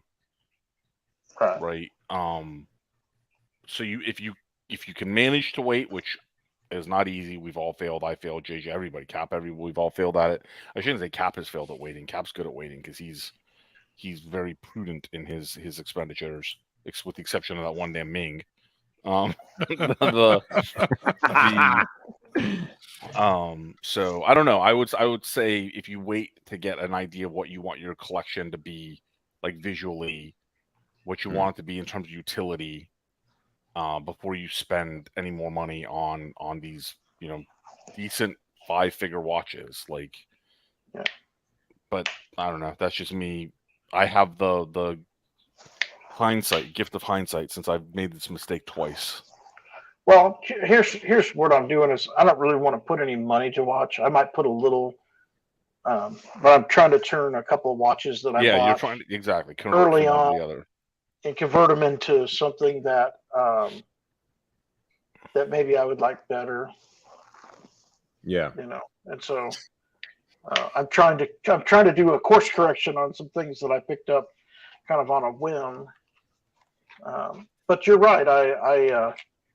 I'm kind of trying to slow down and try and lay out a little more about what I want. We're a terrible influence. But especially JJ's channel is a terrible influence. Oh my gosh! Everybody over who watches JJ's channel buys knives, pens, fragrances, and watches at a torrid pace now. I'm allergic to almost every fragrance, so I don't even buy any of them. I buy a good deodorant, and that's it. We should be doing affiliate marketing. We can sell anything on JJ's channel. Yep. I love this Moser, man. I think this is my favorite of all these watches, and I guess this is of course the classic Pioneer case, which is almost 43, which is not a problem for you, of course, Jeremy, but it's something to be noted, something to be underlined. In a way, this is their sporty three-hander. And I like the aesthetic here. I like the presentation, beyond the Fumé blue dial or the funky blue dial. I actually like that DLC coated black case and the rubber strap. It's a nice 3-day power reserve, everyday hardworking movement. Again, I do want to co-sign what Ali said. Maybe don't rush. On the other hand, you are saying you are basically putting together a few things that may not have been such great decisions in the first place toward a better watch. And I think this is probably also, in that light, the best everyday wearer too, among all the watches that we discussed. Between those four, I think this gets my vote. What do you think, Robert? Oh yeah, out of those, this gets my vote too. Have you looked at the red version of this? Red does not look great on me as far as my skin tone. No, just wondered. Yeah. No, I like the red. And the red version of this is my favorite one, but I've never actually put it on to know what it looks like in person. They have like a funky turquoise blue that I really like, but you don't see it very often in the used market. Yeah. No, there's a member of JJ's group that has the red one. Muhammad Ali. Yeah. That's and the story of how he got it was great. It was like he was in the Harrods and he's like, "Is it for sale?" I'm like, "Yes." No weight, no mess, nothing. Yeah. But I love the blue. The blue, and I think the blue would look good on you. See, yeah, there you go. I love that. So pretty. And so green is probably my favorite color. Green, blue, and black are my. Car. I mean, we thought you might be telling us that purple was your favorite color from that Porsche you got. Man, that's a loud. Actually, all the Porsche's colors are loud, but that's a loud color. It is. I told somebody asked me what color it was, and I said it's fuck you green. You're not wrong. You're not wrong. Nope. So, by the way, Ali just gave 5 more memberships. Captain got 1. Frank and Honest, which is one of my favorite nicknames, by the way. Frank, N as middle initial, Honest. He got a membership. Mike the Snake, Piruka, our friend Swiss, and Kanak watch collector as well. These are the 5 who got the gifts. Thank you, Ali. Awesome. Frank and Honest. I couldn't zoom in on that avatar. I was wondering if that was Bear. It is Bear. It is? Okay. Is that like Frank and Beans? I don't know. No, because Bear. Yeah. Can I be frank and honest with you, Bear? There you go. So it's that's Archie. So Robert, you might not know, and Jeremy may not know that before Young Brando was Young Brando, he was Lord Hellespont the 5th or the 4th. I don't even remember if it was the 5th. And he was a regular on Archie's stream. And as has become customary on a Paul Pluta production, at a certain point, somebody must take abuse. And they went more than a little too far. And Lord spun off, rebranded, built, and he didn't take any help. Like, even when they tried to like get him back in the good graces, it will link to you. Will, like, when they tried to kiss up to him, took no help, rebranded, built everything back up for the subscriber base. But he used to be in the Archieverse, which, as far as I'm concerned, is the JJ verse, because I was never introduced to Archie until after JJ. So, Yeah. Oh wait, Cap. Oh man, Cap may have tried to get on the might have been in the StreamYard. I don't know if it's the same problem you had earlier or. Oh yeah, I didn't see him. So it might have been the same problem. I was on the StreamYard. You remember when you came on and I was already here? Yeah. The first time I joined the StreamYard before the show, somebody commented. I forgot who it was, but I didn't see their comment in the StreamYard, as if I was in the wrong StreamYard. So I don't know if that was what happened, but I think Cap might be going to bed now. But I. What are you implying there? Well, I don't know. I don't know if he tried to join or if he's still around. It was like 125 where he is. So yeah, I had a nice big mug of coffee when I got back, so I could be on with Brando tonight. But it is I like this. I really like this. I mean, I like the skeletonized rotor, which gives you a nice view of their double stripe decorated movements. I love that mustache shaped bridge, that they have here. You don't get a great view here, but it's right there. It's a cool piece. I mean, Piruka Swiss Stefan is in the chat. He has a Moza himself. He can offer some further insight as someone who has a more hands-on, frequent experience with them. But whenever I encountered their watches, I've always liked them. I love their perpetual calendar, like an Endeavor Perpetual One. Is one of my favorites. Is someone suggesting a toast? What are we toasting? Yeah, you heard the same thing. Yeah, I did too. Sorry, I accidentally banged my water cup against this metal thing here, and it kind of jingled around. I'm like, it sounded intentional, like It sounded like a toast, exactly. So which birthday is this?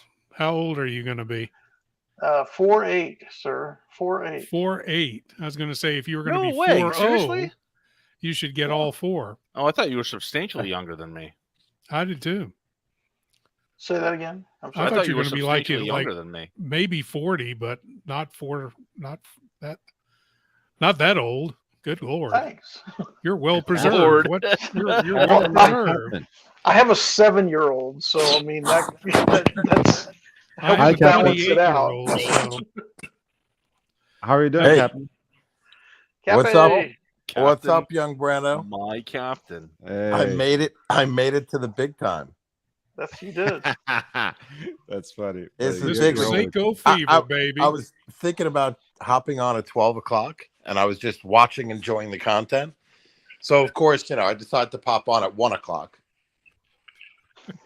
rather than 12. Better late than never. But great conversation. I like going through this with Butcher and Ali. I wasn't talking about borrowing your dad's watch.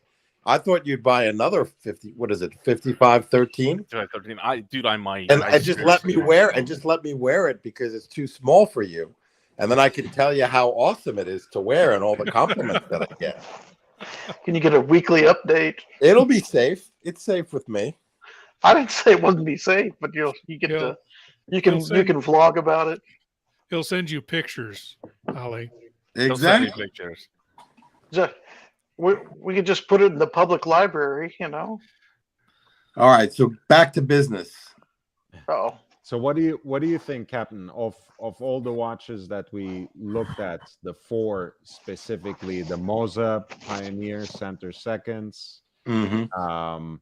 The Bulgari Velocissimo Chronograph, the Rolex 1665 Sea Dweller, and the Zenith Defy 21 in skeleton. Which one was your favorite? So it's really between two. I like the Zenith Defy skeleton. I always like that watch, but it doesn't make the cut here. I like the 1/100th of a second kind of counter there that it has. It's not a bad watch, but it doesn't make the cut here. I'm not a huge fan of the Bulgari Octa Finissimo, but this is the Octa Vinis. I don't know how to pronounce that. Velocissimo, I think. Yes, yes. I'm just not aesthetically. I've tried on a lot of the Octas, beautiful pieces, especially the thin ones are a marvel of technology, and they do a tremendous job. I'm just not a fan of the watch aesthetically. So I'd rule that one out. So really it's between the Rolex Sea Dweller and the Moser. Both different.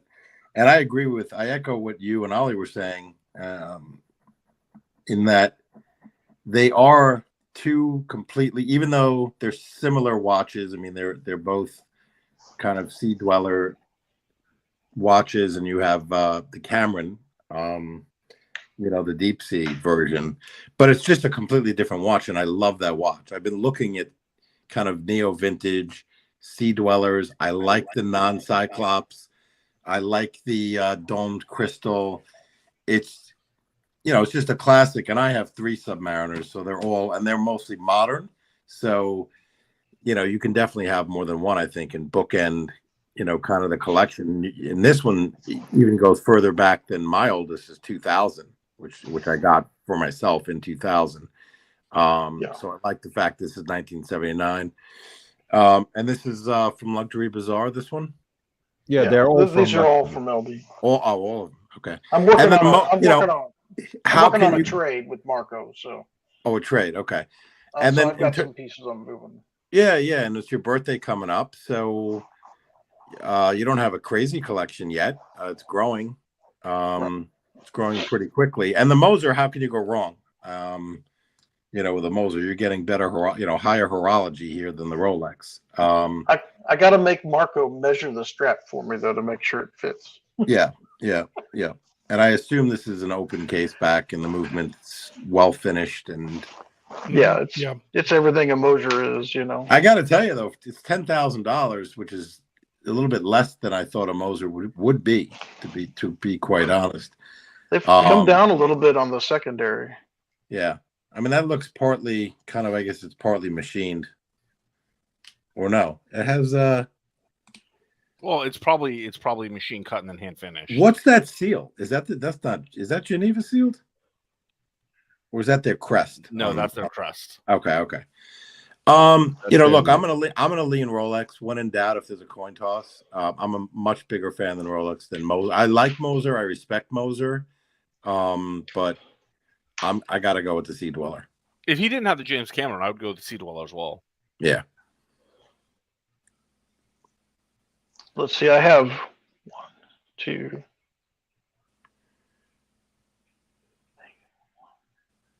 Don't forget to vote in the poll, guys, and hit the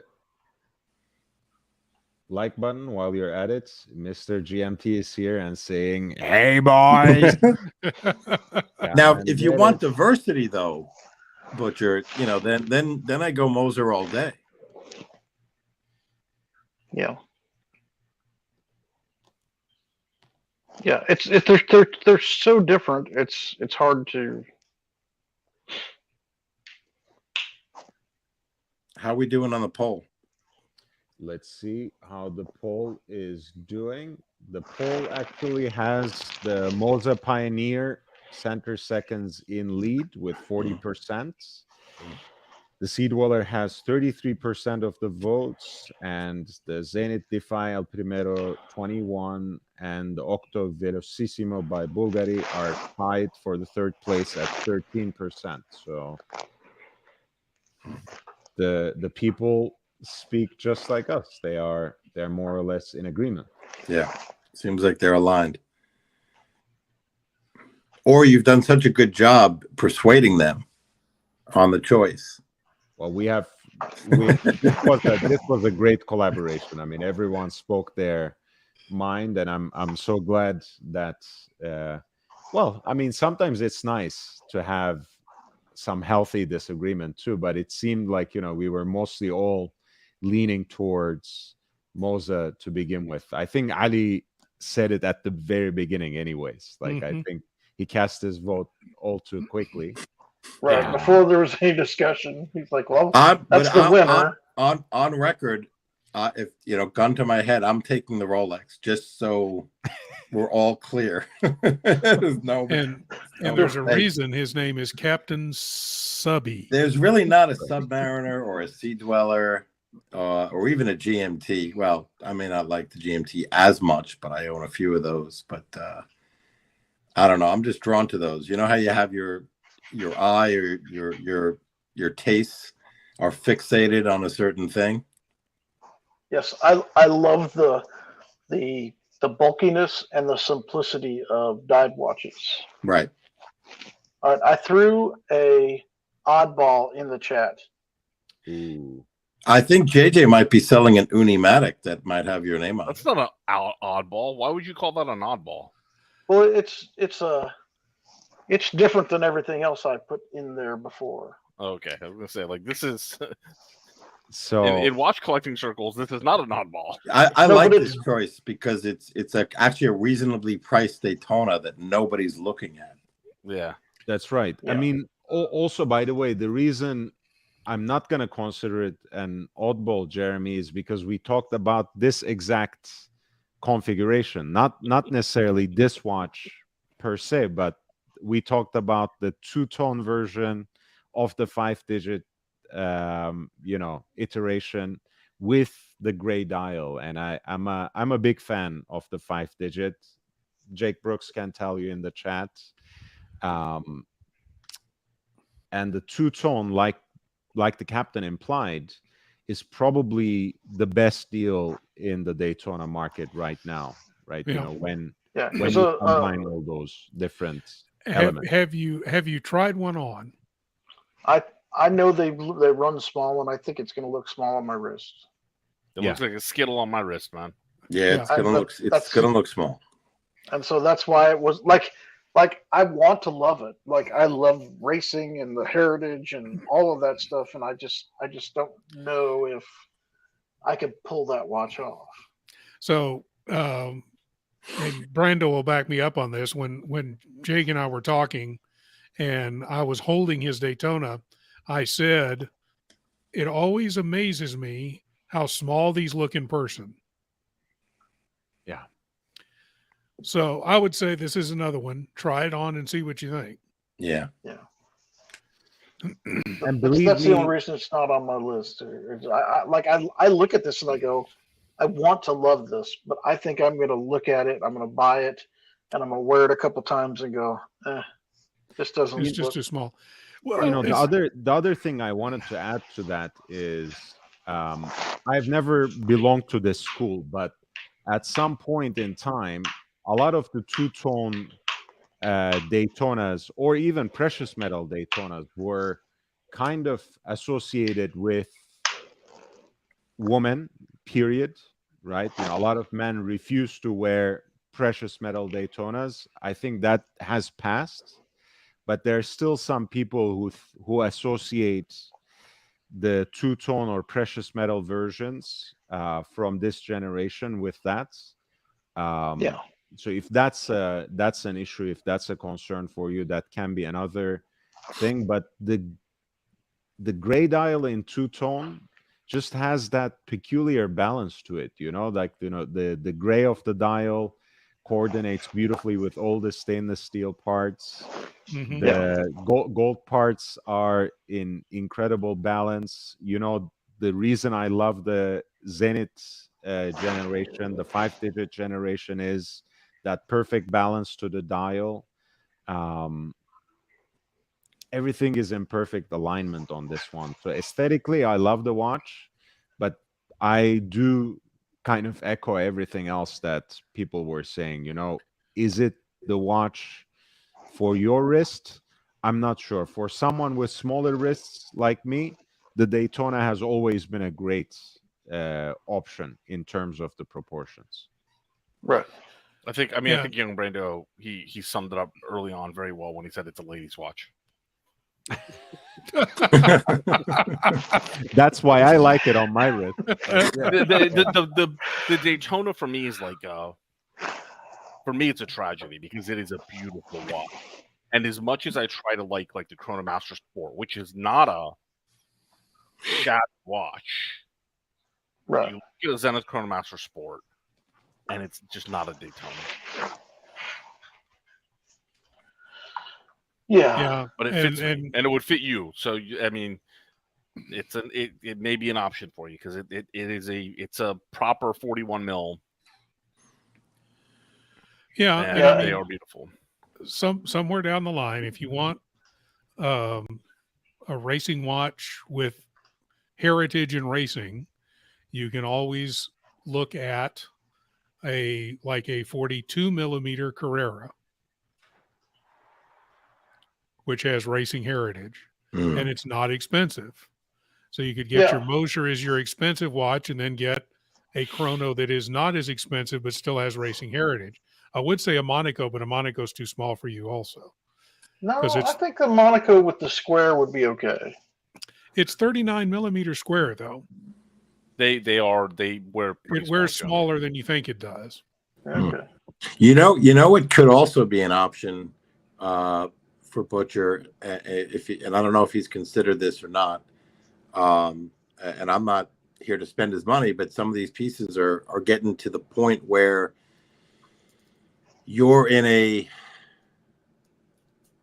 Royal Oak offshore, some of the discontinued older generation models, and I know we've spoken at length about the chronograph modules that they've used and some issues with those. But do you like the aesthetic of it? Have you thought about an offshore? Dude, perhaps? an offshore would fit you beautifully because the forget the millimeters, right? The sizes are right, but the configurations in terms of the ones that are the asymmetric design of the pushers, they can, like any size wrist, there's an offshore for pretty much any size wrist, especially with the latest releases of 37 mil. And at the price, Cap's right, at the price points you're getting to, there are some offshores to take a look at. Well, my first watch that I showed was $6,000. And we keep creeping into this, into the. Not we. You're the one who's posted the links. You keep creeping in. Don't blame it on us. I thought there was a Moser. Yeah, there was like a $17,000 watch there, and some of these older offshores. The Sea Dweller's 18. Listen, I wish I had a smaller wrist, and I would just get Brando's Type 20 Breguet, which is amazing, and I think better than any Daytona that people keep chasing. I just don't have the wrist for it, and he knows it too. He knows it. Gentlemen, I'm fading really fast now. I stayed up. I'm very happy to be back with young Brando. Welcome back from your vacation. I'm glad you were recharged. I'm glad you got to meet Robert and Jake. Good luck, Butcher, in choosing your next watch. Captain, I was at Disney Springs today, and the Silver Fox, I'm telling you, we need the Silver Fox in Florida. Do some damage. Target-rich environment for the Silver Fox. I'm coming down. The bags are packed. I can't wait. Nice. And Brando, good to see you again. Welcome back. Thank everybody you so who got a membership. So the 10 new members minimum. I think I saw somebody join too, actually. It was Hide. It was. Oh yeah, that's right. Yeah, thank you, join. So the new members, don't forget, there's an archive of videos waiting for you already. So take advantage of the memberships. Everybody have a good night. Thank you so much, Ali. See you later, my friend. You, Ali. Take care. Always a pleasure. Yeah, I'm going to be leaving too because I got to get up for work here tomorrow morning. I'm going to have to love you and leave you as well, YB. I just wanted to pop on and say hello. And it is super late here on the East Coast. You have the 3-hour advantage on us. I know. And I appreciate you too, Captain. Thank you for coming on. Appreciate you, brother. See you, Robert. Good luck. Butcher. Have a good one, man. We'll see you probably on Sunday, but maybe sooner. Yep. Sounds good. Butcher, good luck, and we'll talk soon. All right. Thanks, Cap. Appreciate it. Yep. So, Captain, thank you for participating and for your super chat. And Ali, you too. Thank you for the super chats. Thank you for the 10 gifted memberships. And also helping me fire up the conversation today. Kevin is in the chat. Nice to see you, Kevin. I'm still here, and I think I will go for another hour or so. So it's all good. Even if other people have to go, I'll be here. Yeah, look, I mean, I like the Chronomaster Sport as well. Yeah.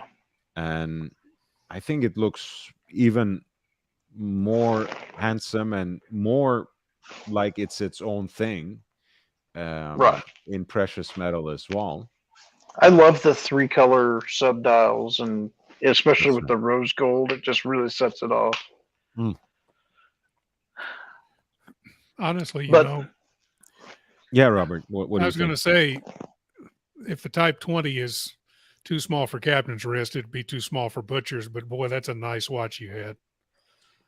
Thank you. Yeah, I mean, look, the reason I like the Type 20 is in many ways the reason that a lot of people like the Speedmaster, right? You know, I like that all black aesthetic. It's very legible, no interruption, beautifully balanced style. It has all the heritage that these kinds of watches aspire to have, except in a different field, right? A lot of times the chronographs, of course, we associate with racing, with motorsports, and we have that kind of interesting confusion of naming, of course, between the Cosmograph that didn't go to space and the Speedmaster that is the moon watch and not really associated with racing. Type 20, of course, has its own roots in the mid-century design and the pilot's chronographs that were made for the French, the air forces of the French Navy. So it's very exciting for me. I love Breguet as a brand as well. And I love the fact that it had that more compact and elegant case compared to a lot of the other iconic chronographs. Even though I like the Daytona too, I grew to like it. Let me put it this way. It was never my favorite Rolex watch, but it's now one of my favorites. I still prefer my Type 20 as well. I do agree with that. One of the things that I like about the Type 20 is that it's not a watch that everybody has, you know, like its own classic thing. And I mean, there's nothing wrong with Daytonas. I think they're, you know, obviously they're classic. They're super, you know, functional, and they have a good aesthetic and design. But the Breguet is, you know, it's rich in history. And if you go to a hangout with, you know, a bunch of watch people, the chances of having somebody else have one on their wrist is pretty rare, you know. Yeah, I agree. Again, I think, you know, for me, going with the herd gets a lot of bad rep, and I'm not gonna necessarily pile on that. But to me, it's also the opposite is sometimes also true, right? You know, sometimes people try a little too hard to go their own way, and not go with obvious choices, even when they like it, right? I think that's also a miserable way to be. I think the best way is kind of figuring out what your own taste is. You know, if you actually do like the Daytona, you know, whatever, of course. But it's when those 2 points align, you know, you actually enjoy something that's a little bit more niche, a little more rare, a little off the beaten path. It is a wonderful thing, and it's something that helps you on the secondary market too. Yeah. You know? So because they're Well, cheaper. right. Gentlemen, I'm going to bail on you guys. I hope you guys have a good evening. Robert, always a pleasure. Yeah. No worries, Robert. What did Kevin say? First time on your channel? Is that what he said? Yeah, Kevin Welcome. says Welcome. first time on your channel. Didn't know you had one. Thank you, Kevin. Found it through JJ's group. Subscribing now. I appreciate Yes, sir. you, Kevin's a good guy too. and I appreciate JJ for always giving me his support and shout out. If any of you, of course, mine is the smaller channel. And I know a lot of people I had on my panel are with JJ on his panel a lot. But if anyone in my chat is not yet subscribed to JJ's channel, I'm dropping the link. Please do.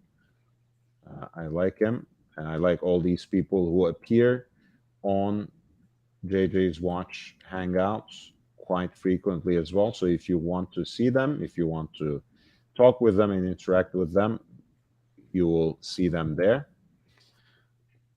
Robert, thank you so much for coming. Thank you so much, and enjoyed meeting you on Saturday. And you guys have a great night. Thank you. We'll see you later. Bye-bye. Take care, Robert. Yeah, and then there were two. I know. So the poll, I think, is still in the same, so we can probably end that or not. Ooh, the Sea Dweller gained some ground. So 55 minutes. We have 5 more minutes. If you haven't voted in the poll, guys, we were gaining ground too. Right. We were trying to choose the butcher's next watch. He added some more to these, but I think none of those really gained a lot of traction. So this is still the 4 H. Mosa Pioneer Center Seconds with that funky blue dial. Which that's your vote, right? That's my vote as well. He added these 2 on top of those, but we were looking at this H. Mosa Pioneer Center Seconds Funky Blue that got my votes. We had Rolex, vintage Rolex Sea Dweller, 1665. Not the double red, but the great white. So 4 lines of white writing, that beautiful domed crystal. The double red probably be what, another $10,000 or $12,000 on top of the price. Yeah, more. and in better condition with that kind of set, probably much more actually, because that was actually in a pretty good condition, and it happened to come with its papers as well, if I'm not mistaken. Yeah, I believe so. Had to, at least had box. Oops. That's what I need, another deep sea. Why not? A black one. Yeah, there we go. Punched papers and the box as well. And those are head-to-head right now. So if you want to cast the decisive vote, now is your chance. Feel free to also hit the like button while you're at it. At 18%, the Octo Velocissimo by Bulgari was part of the conversation as well, although it had more detractors than supporters, at least on the panel. It's the one I want to like the most. Does that make sense? Because I'm kind of drawn to that aesthetic. Yeah. And it's something different. You know what I'm saying?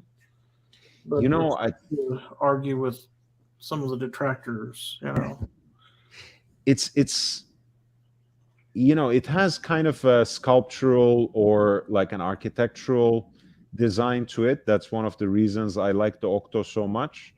And for me, everything clicked when they really launched that ultra thin concept. So as much as I like the aesthetic when I look at it full frontal, I'm not a huge fan of the Velocissimo, but I am a huge fan of the Octofinissimo for sure. The micro rotor movements, the case design, the integration of the bracelets.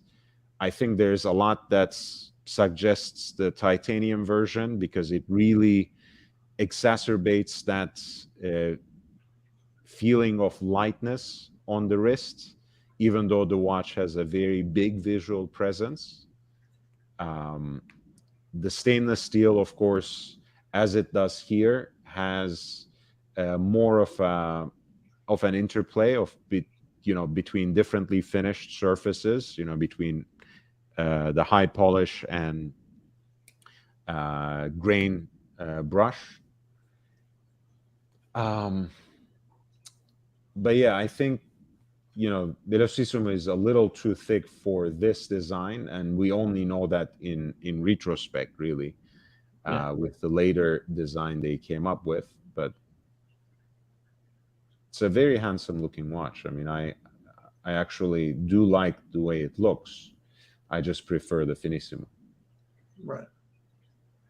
And then finally, of course, we had the Zenith Defy El Primero 21 in titanium. Let me bring that up as well. So cast your votes and let's see. I think we are almost getting to that 1 hour mark for the poll. And we have the H. Mosa and Rolex Sea Dweller tied up for the first place, and Bulgari at 18% for the third place, and the fourth at 12% is the Zenith. After you have heard everyone else's opinion, Jeremy, where are you leaning now?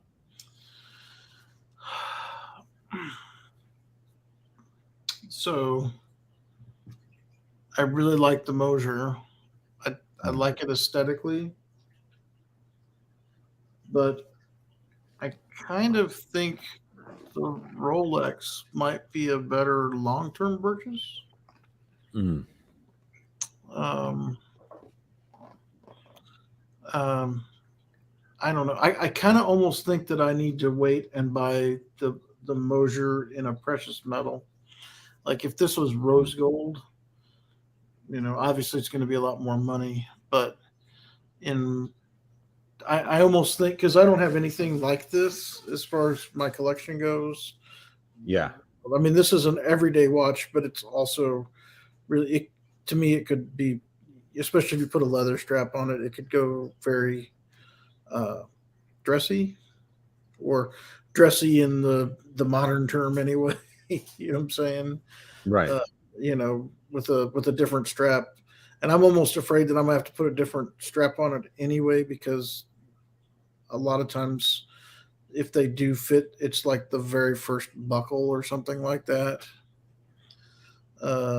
So I'm half torn. Like it's the Mosier. I like the Mosier, but it's not the one that maybe I need to be patient and save up some money and buy.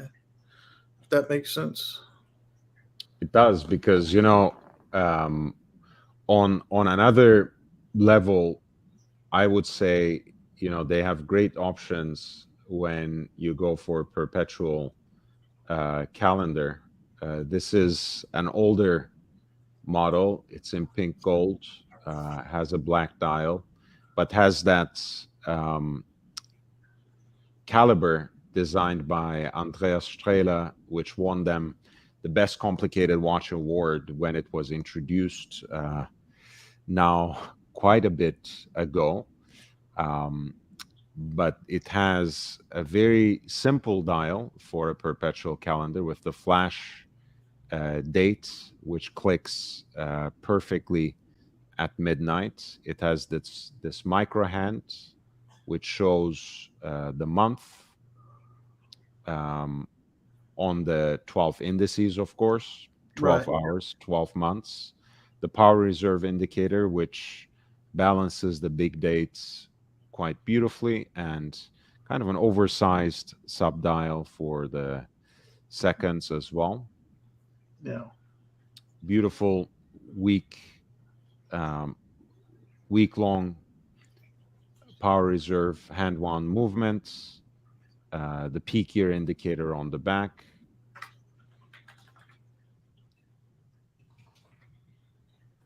And they do have,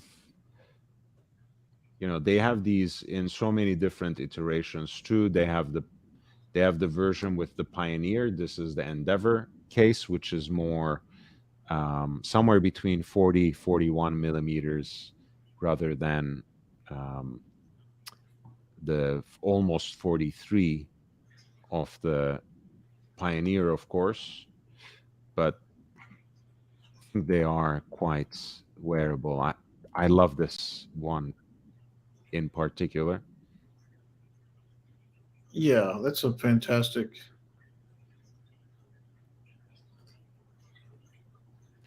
And the reason I like this is because, precious metal perpetual calendars, even with their particular execution of the complication, they're a dime a dozen. This watch looks just a very different breed, even though it's a traditional prestige complication. So I really like that about it. It's like no other perpetual calendar, basically.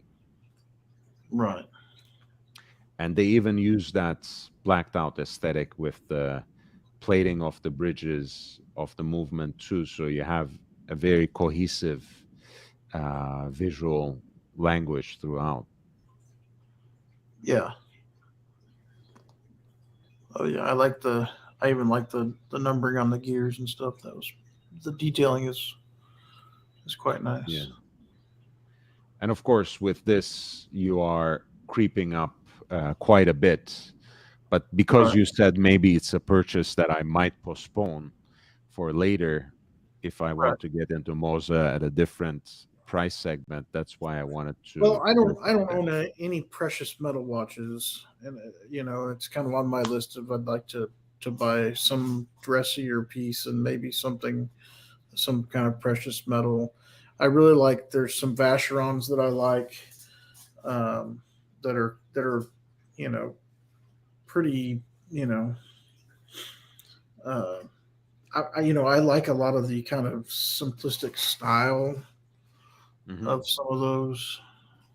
I'm gonna check one that I saw that trips my trigger as far as being something a little bit maybe more conservative of the things that I would look at. Like the simple dress watches, like the Patrimony. Yeah, well, I threw a Vacheron in the private chat there. You did. Let me see. Oh, I missed that. That was the very last one, right? The 56. Yeah, I just did it a second ago. As we were kind of talking about this, I'm like, I remember seeing this watch as I was looking at comps for that Sweet Sea Dweller to see what pricing was on some other sites. You know what I'm saying? And I'm like, oh, this is kind of different,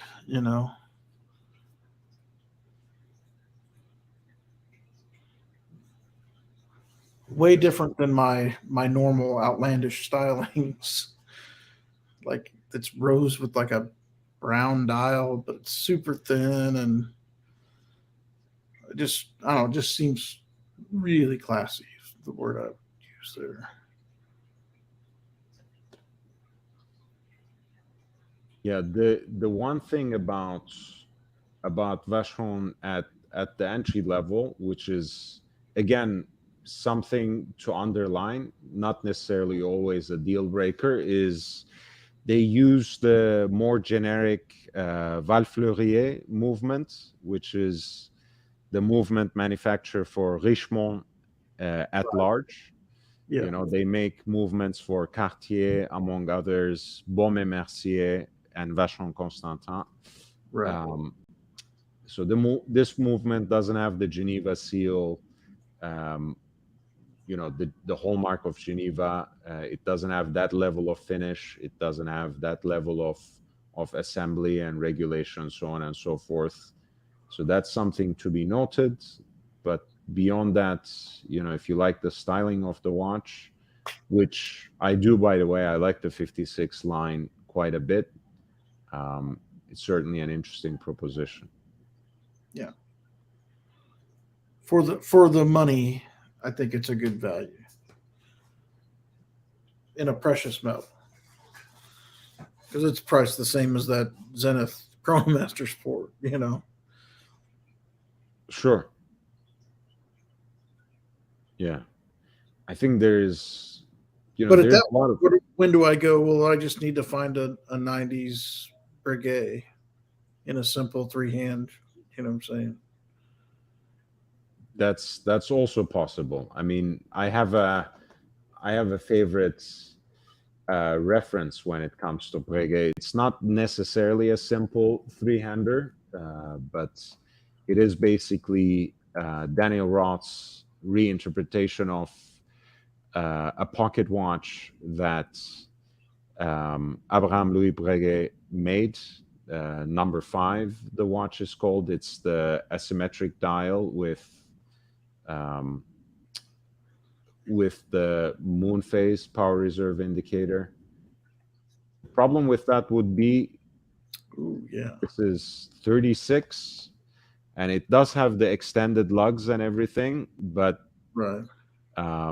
It might look a little bit small for your taste, but it brings me back to that conversation we were having about Panerai earlier, just approaching it from a different direction. I think this is a watch that's supposed to be smaller, finer, even daintier, if you want to say it that way. It's a very different aesthetic. It looks delicate. I know the watch is not delicate because it's really well made, but it looks delicate. Yeah, and it's meant to look like that in a way, and it's really beautiful. Those silvered dials made out of a gold blank, all the different engine turn finishes. It's one of my favorite things. Yeah, and so I'm a vintage gun collector too, and so we see some of that same kind of thing in especially in manufacturing from the 30s and 40s. You'll see a lot of what they call fire blued small in and some of those details. It's the same thing with these hands and things. It's like the level of skill and everything to do those correctly is, it's part of the charm of it. Is it really is. It's not paint, or whatever. It's a process, and it's a particular temperature, particular time where you get to hold it over the fire and pull it at the right time, so to speak. It is an art for sure. And so those have always, especially Breguet, they always, it seems like, even if I don't like the watch, I like the finishing. Yeah, all these different details of the engine turning as well. Yeah.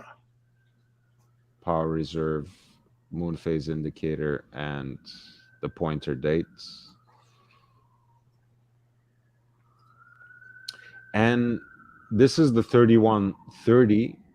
3137 also has a kind of exhibition case back. A lot of times very beautifully finished movements too. So that can be. Yeah. Did you see Captain's comment? Captain says, "Let's spend the butcher's money." Pull up the Moza Tourbillon. Let's pull it up.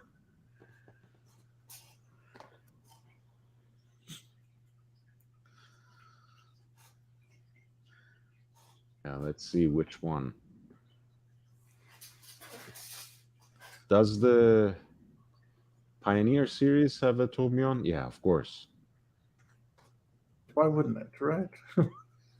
And it's in the older, larger case size.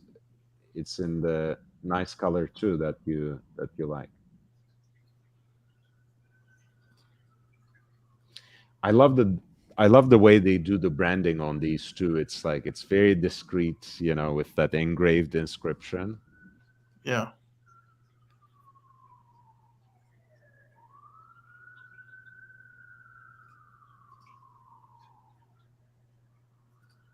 Mm.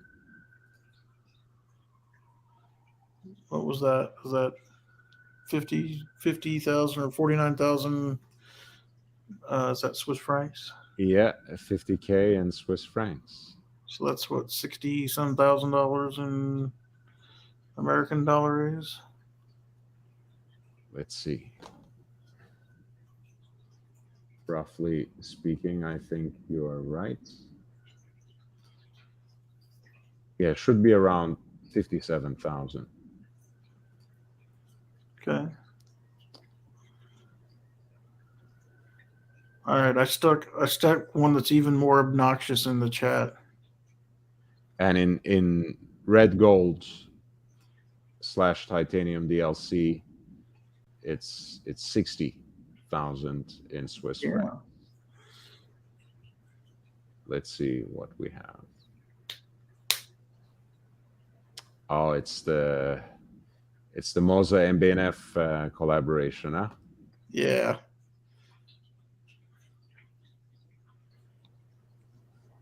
I mean, if you're going to do it, you might as well do it all the way, right?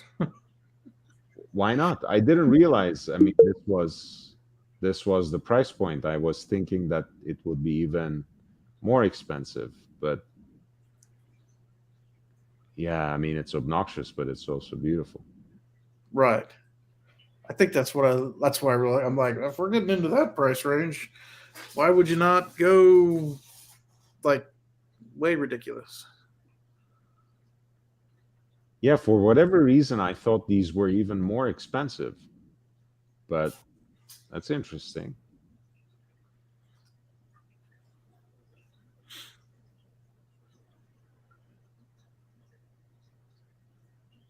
It looks like a spaceship or a space suit from the profile. Now the one I showed you, that's a pre-owned one that's available. So, but still, I mean, with the big dome and all the crazy, I mean, I don't know. It is quite ridiculous, but quite fantastic altogether. Yeah, and the way they again, the way they did that base plate, as the dial, it's really nice too. The tilted main dial, the tourbillon up there at 12 o'clock, It's good, or at least, yeah, whatever the top. yeah, at least where traditionally 12 o'clock is supposed to be. Right, but, left-handed crown. Yeah. Yeah. It's quite cool. Is that expensive enough, Cap?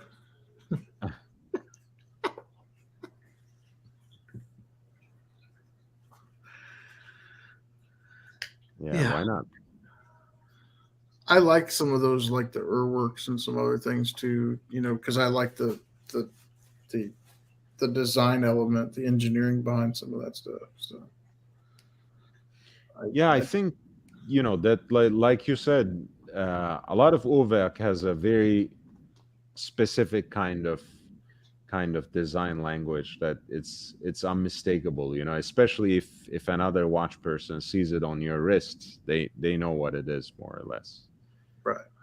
And that's something certainly important. I mean, one of the reasons I like Daniel Roth brand is that particular case shape. That I love that case shape because you immediately know what it is. You know what I'm saying? I kind of feel this way about Panerai too. The most Panerais, you look at them and instantly know what that is. But Daniel Roth does it, but it's not as popular, so it's a little more stealthy. That's the other thing. We were Jake Brooks and I, one of our weekend activities was to buy the pay-per-view and watch the fight on Saturday. So we were also kind of hyping ourselves up watching the All Access, and Spence's coach, Spence's trainer, Errol Spence's trainer, Derek James, was wearing a Panerai. That was one of the things we noticed immediately. Even though the camera wasn't anywhere near it, you could tell from a distance. The Navitimer is a watch like that as well, especially from period photos, in the 60s, where everyone was wearing smaller watches or smaller chronographs. That's 41 millimeters. It has a very particular aesthetic with that, slide rule and the reverse panda dial. I like watches like that are almost instantly recognizable. Yeah, that's one of the things I like about the James Cameron. You know what I'm saying? It's a Rolex. You obviously know it's a Rolex, but you know that blue dial, the radiant blue dial. It's like you see that along with the heft, and now not everybody knows what it is, but those that do know, they're like, oh, look at that. It's something different. Yeah, that green is so good. Yeah, it's a very, very interesting color. Captain says Bear Clooney likes this one. I think he means the MB&F Moza collaboration. I thought pre-owned they're closer to 35K. Really? That makes it even more interesting. Essential watches or whatever that was it exquisite timepieces or essential watches? Yeah. Okay. I mean, you can possibly find it cheaper. I've never tracked the price on those, so I haven't either. I mean, I saw it in. I bought a used Seiko from them, so I get their emails and stuff, and I occasionally look at just interesting stuff because they're a new Mosier dealer as well, so they have quite a few new, and then they also have they're a big dealer out of Florida. But they're a real brick and mortar store. You know what I'm saying? And so I just look at their stuff because I know that they, usually always have some new and used both on Mosier stuff because they're a dealer. They're a Chopek dealer too, and some other interesting brands. So, which I like those too, but they're starting. Once again, we're getting into that $20,000-$25,000 price range instead of that $8,000 price range I was trying to stay within. I bumped myself with the Rolex thinking that I could justify it because it's Rolex. Well, but not just because it's Rolex, but because it's a vintage piece that I think it's at a reasonable buy, and I think that watch is only going to increase in value. I don't think it's ever going to decrease in value. I mean, I could be totally wrong, but yeah, to be honest, it is a good deal. I never, including all the auction previews that I do here, I never suggest people to pull the trigger unless they can, or I can, or some expert can check the watch in person for them. So it's hard to vouch for those kinds of pieces just from pictures on a website. But if you're getting that package with a watch in good condition, original dial, original hands, original bezel, I think that's pretty good. And honestly, when it comes to a Rolex dive watch, it's basically a blue chip piece. They might not radically jump up in value. I wouldn't expect, something like that to be trading at $35,000-$40,000 in the next 5 years. But I would also not expect it to crash to 12 or 10,000 either. So Right. If I bought the Bulgari, I could probably almost throw my money away. You know what I'm saying? Like maybe I get my money back, maybe I don't. You know what I'm saying? Same thing with the Zenith. In maybe I get 4,000 later. You know what I'm saying? It's probably a loser. You know what I'm saying? The Mosier, I don't know. You know what I'm saying? But new that watch is 15, 16 grand. And it's already trading for 10 on the used already. I think it might be a good time too for that particular one, because now that they just released the reduced size Pioneers, maybe some people are moving for the shiny new object, right? Whereas maybe just driving the prices down. It's good value for now, probably the Pioneer 43. So I think of the watches, of the specific watches we looked at, that was by far my favorite, and I guess I will have to serve as the tiebreaker, so to speak, because both are at 35. I would vote for Mose, sight unseen, especially, if that's how you strike the deal.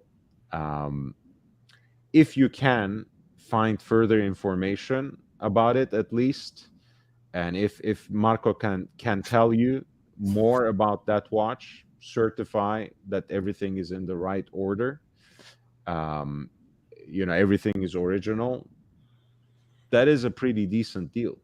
And again, the double red is a very specific kind of niche. It doesn't have to be, and I would say actually it's not probably the best way to enter the vintage market, because it is, again, one of those mythical beasts, even though the great white is just as revered, just a little less rare perhaps, but just as important as a collectible. I think it's a very good choice as well. Right. Yeah. And Captain agrees. He says Mose pre-owned is the way to go. Yeah. Or Ming. Maybe I get me a Ming. No comment.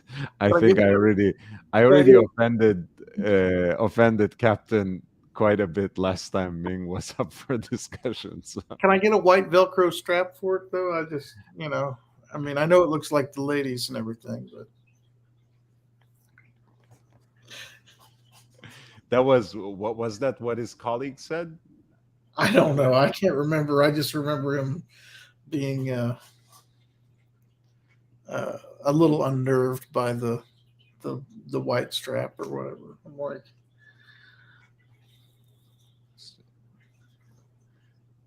okay, not the MB&F collaboration, but the Mose Tourbillon in the pre-owned market is around 35,000. That's what the captain was saying earlier.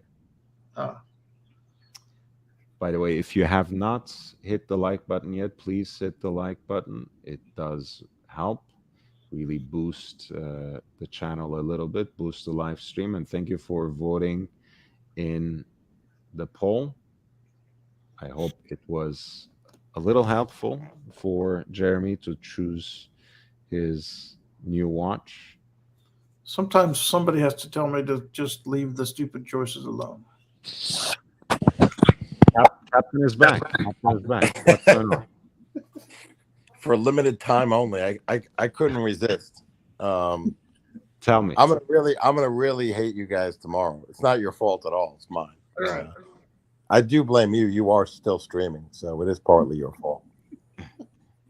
I had to jump on because, just to echo what YB just said, because it's Rolex. Yes, because it's Rolex.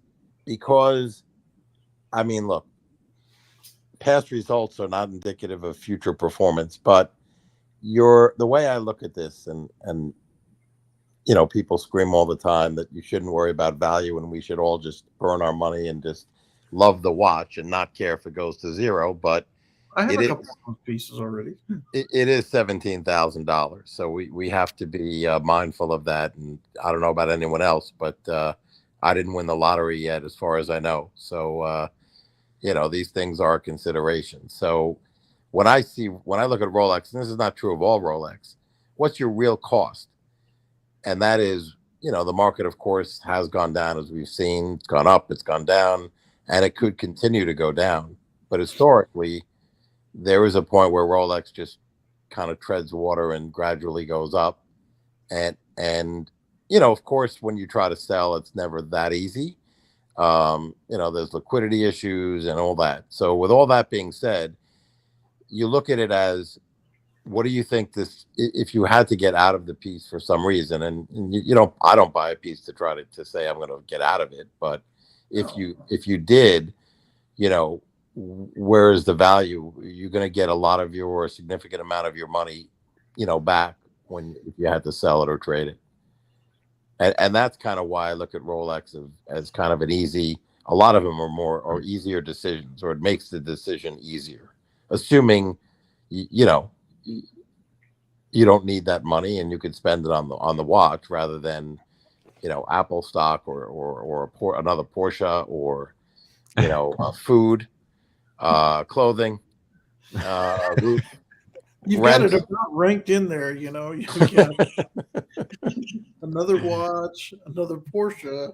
And yes. Here at the bottom is clothing. Another cleaver. Exactly. Knives. Another knife set. Actually, yeah, believe it or not, these guys always talk about EDC on on JJ streams, and they go into the various, and you may know this, or both of you may know this, like the different degrees of steel, and really into that. Some steels are easier to sharpen, others are good for cutting. I mean, there's a Magna Cut steel now. I am not a knife. I own a few knives, but I'm not a knife collector at all. Into right here. What's that? This. Knives, right? Okay. No. Look, I mean, doing something like this. I don't know what that is. Oh, okay. I'm afraid to ask. Do you know, Brando? No. Okay. I'm completely ignorant when it comes to that kind of stuff. Jesus. Yeah, I don't. California's, and do you live in New York, Cap? No, New Jersey. East, okay. Close enough. Yeah. So yes. So yeah, these are they're the old school. What do they call those? I can't think of what it's called. All right. I lost it. I lost it a long time ago. So it's welcome. It's everyday carry. Welcome to the dark side. Communist states. How's that? For what? What is it? Everyday carry for what? For us that don't live in the communist states. Oh, I got you. I understand it.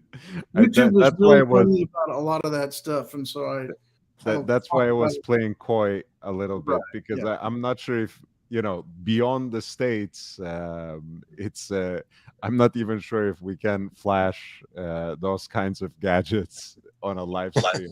That's why no. I showed you the bag. You know what I'm saying? So. Yeah, it's always a no. I think the Google machine doesn't look at that kindly. Right. Yeah, I don't think so. Otherwise, with people on our streams, Brent, I mean, some of these folks have arsenals that some countries would be jealous of, and I'm like, who are? Not where I'm coming, not where I came from, not where I grew up. I was laughing because I had some clients that were in from out of town, and we were going. I live in Kansas City, and I live on the Kansas side, both Kansas and Missouri. Super, we're both what they call constitutional carry states. And you know what I'm saying, it's an everyday thing for me, and you know what I'm saying, and a lot of people, and so I don't even think about it, you know. And I was given some vendors a ride back to the airport, and we were in my truck, and because they couldn't get an Uber, and I'm like, I'll just give you a ride, man. I had my truck, and I was like, well, throw your stuff in the back, and I'll drive to the airport. It's, you know, we were at a trade show for 3 days. I'm like, they're all right. And I was talking to one guy, and we started talking about those kind of sports like USPSA and stuff, which is an action pistol competition. Yeah. And the one guy he was talking about something, and he's like, oh yeah, he's like, I can't believe it's, he's like, my neighbor, he said he had 1,000 rounds of ammunition. I was like, yeah. He goes, I can't believe it. And I said, well, there may or may not be 1,000 rounds in this truck. And he was just like, what? What was funny though, because his business partner, who was conservative, he was laughing because he's like, oh yeah, he's like, he has no clue. It's not that much. But anyway, but yes, my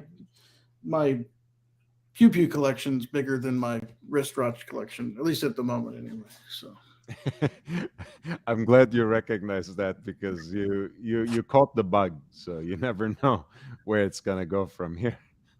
Well, it's a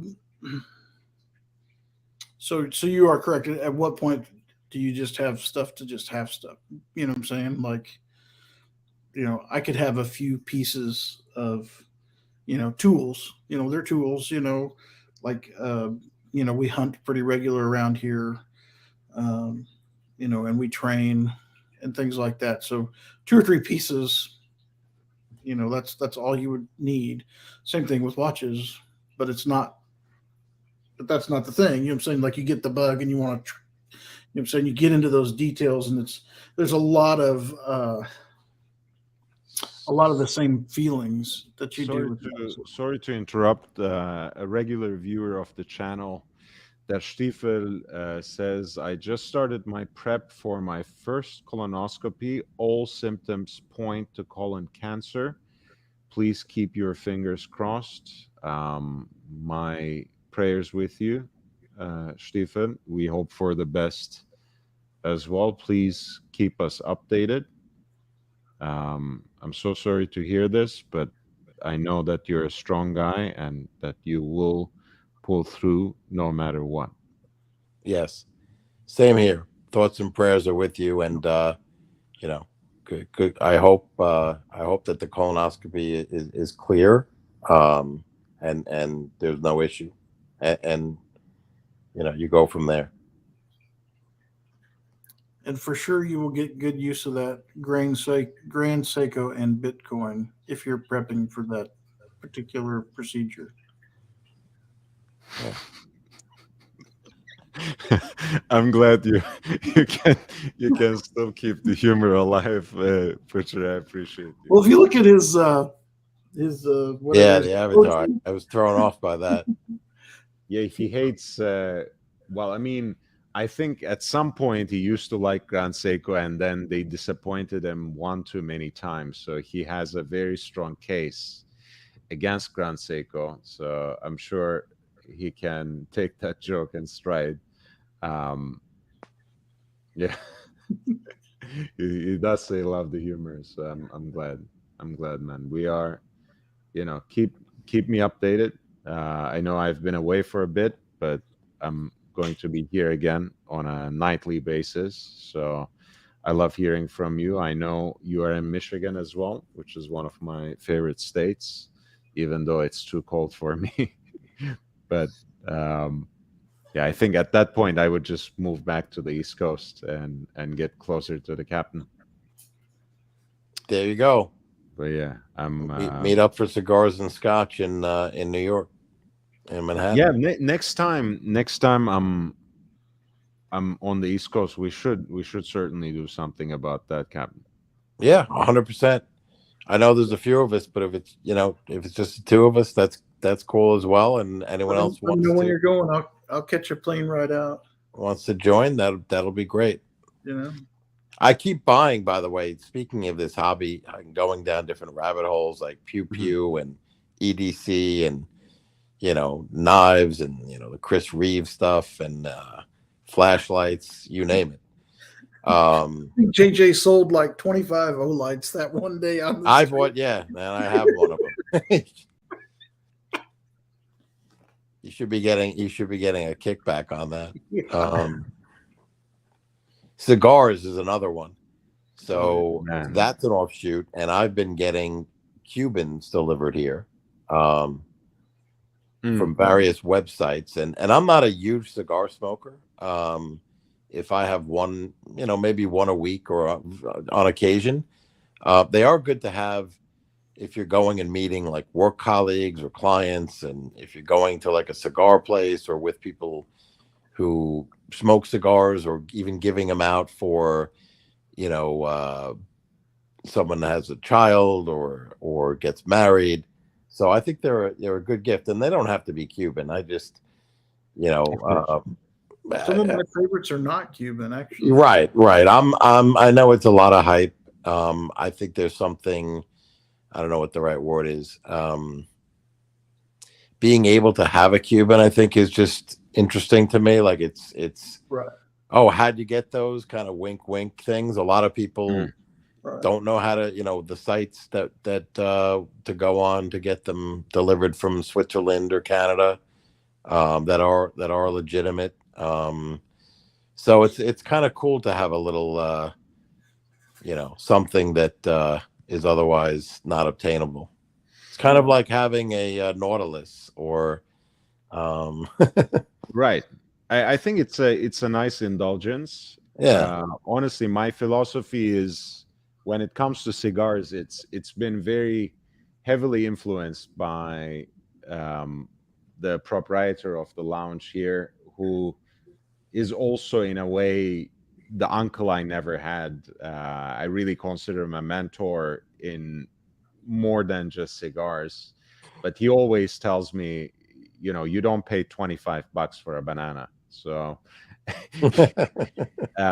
he has a very good house brand, very good house blend that is made in Honduras, and it's copied after the classic Romeo and Julieta brand. And it's about, there are different sizes, so it can be cheaper, it can be more expensive, but it's about $20 a stick. For the Gigante, it's $20, and that's a very nice, full, long smoke. Has a little bit of sweetness to it as well. I really enjoy that on a regular basis. But that being said, for a couple of times through the year, and that makes me appreciate it even more, I like having a nice Cuban as well. Yeah. It's I agree with both, both perspectives, really. In a sense, the market right now, Captain, you use the word hyped, which is something that we use in watch circles quite a bit. I think that's a very good diagnosis, and I think it reminds a lot of people I know of a certain boom that the industry experienced earlier. And I'm sure at some point the bubble is going to burst. And as always, your best bets, or the best advice anyone can give you, is to buy what you already like. Right? Same thing. Yep. If you bought so many bottles of something that you like, that may also be expensive. Worst case scenario, you'll have a good stash to drink out of for some years to come, right? Yes, I agree. I always love there are people, I guess, who buy whiskey, the Japanese whiskeys, the Yamazakis, the Hibikis, and the aged stuff, Macallan, the older aged or special limited editions, et cetera, and they buy like all these bottles, and somehow, and maybe they do think they're going to go up in value and literally like sell them for a profit. Is that what the end game is there, because I don't know, where I would be selling or have a license to sell, or they just throw it in a FedEx box or something to sell whiskey. So, whatever price I'm buying it at, I'm drinking it ultimately. So it is nice to have a few of those bottles, but I don't need to drink the high end. I could be very happy with, a Macallan 12, or there's so many others, Belvenis, if you want the single malts, scotches, or blended scotches. As a every Dewar's. A Dewar's white label, yeah, what I'm saying. Yeah, Dewar's is fine. You know what I like a lot is Redbreast 12. Oh yeah, that's Irish, of course, but that's great as well. Yeah, it's honestly, Christopher Hitchens, among many other subjects, has a good little bit about this as well. I think on one occasion, one of the viewers, they take audience questions, right? He's giving this talk, and one of the audience members comes up with two questions. He says, "What's your favorite drink, and what can't you travel without?" And in his sly way, he starts by saying, I don't see how these two questions are separate. And he says, of course, it's Johnny Walker's Amber Restorative, Black Label, the favorite drink of the Saudi royal family, the Pielo, the Bath Party, and so many other people around the world. And I think, for a daily drink, I think a lot of blended Scotch is great. I do love the Black Label, and I take it the same way that Hitchens used to take, apparently right around noon, as his first drink, which is with a splash of your favorite brand of sparkling water. I think that's a very nice little cheap cocktail that you can start your drinking with. You can stop there as well. We don't want to encourage too much, but again, same thing with Scotch too. And also, Captain, you would know this as well, I'm sure. There's so many new distilleries, younger distilleries all around Scotland that have pieces with, or rather bottles with 10, 12-year-old age statements, beautiful single malts. Yes. Right. In fact, you don't have to go over $100. A lot of times you no. 50, $60 to get a good single malt. Yeah, I agree. I totally agree. I remember, I couldn't find some of those. I think they were smaller batches. Oh, the Caribbean cask. I've never tried that one, but I've heard a lot of good things about it. One of my favorite, I'm saying, I wouldn't call it an everyday drinker, but it's got such a nice little kick of spice. Like, I even love just opening up and smelling the cork, because it's got that almost citrusy kind of. Yeah, it does live up to that name, right? The Butcher. I mean, Caribbean cask, because I kind of find in it as if a little splash of rum in your whiskey almost. Maybe I'm romanticizing it a little bit, but that's exactly what it brings to my palate. I love it with one or two cubes and a twist, and it's just that I don't know, something, I don't know. Yeah, it has that little extra kick to it, or the rum. As you can see, I'm about out. Okay, there you go. Wow, yeah, you're doing a pretty good job there. I found that the Japanese whiskeys, I'm not gonna lie, the Yamazakis are very smooth, so I do like those. When I was a lot younger, I gravitated and was kind of indoctrinated into single malt world through Lagavulins, and the more peaty stuff. But now, those days are kind of behind me. So I tend to like the smoother stuff. A little spicy is good too. I naturally have a sweet tooth, so anything that's sweet, I enjoy.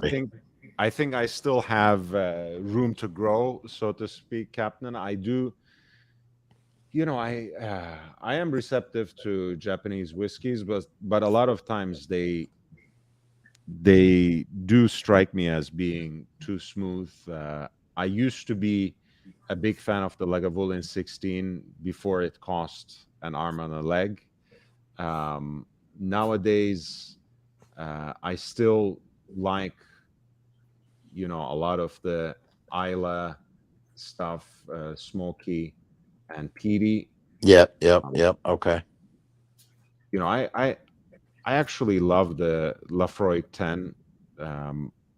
I do like the Bruichladdich.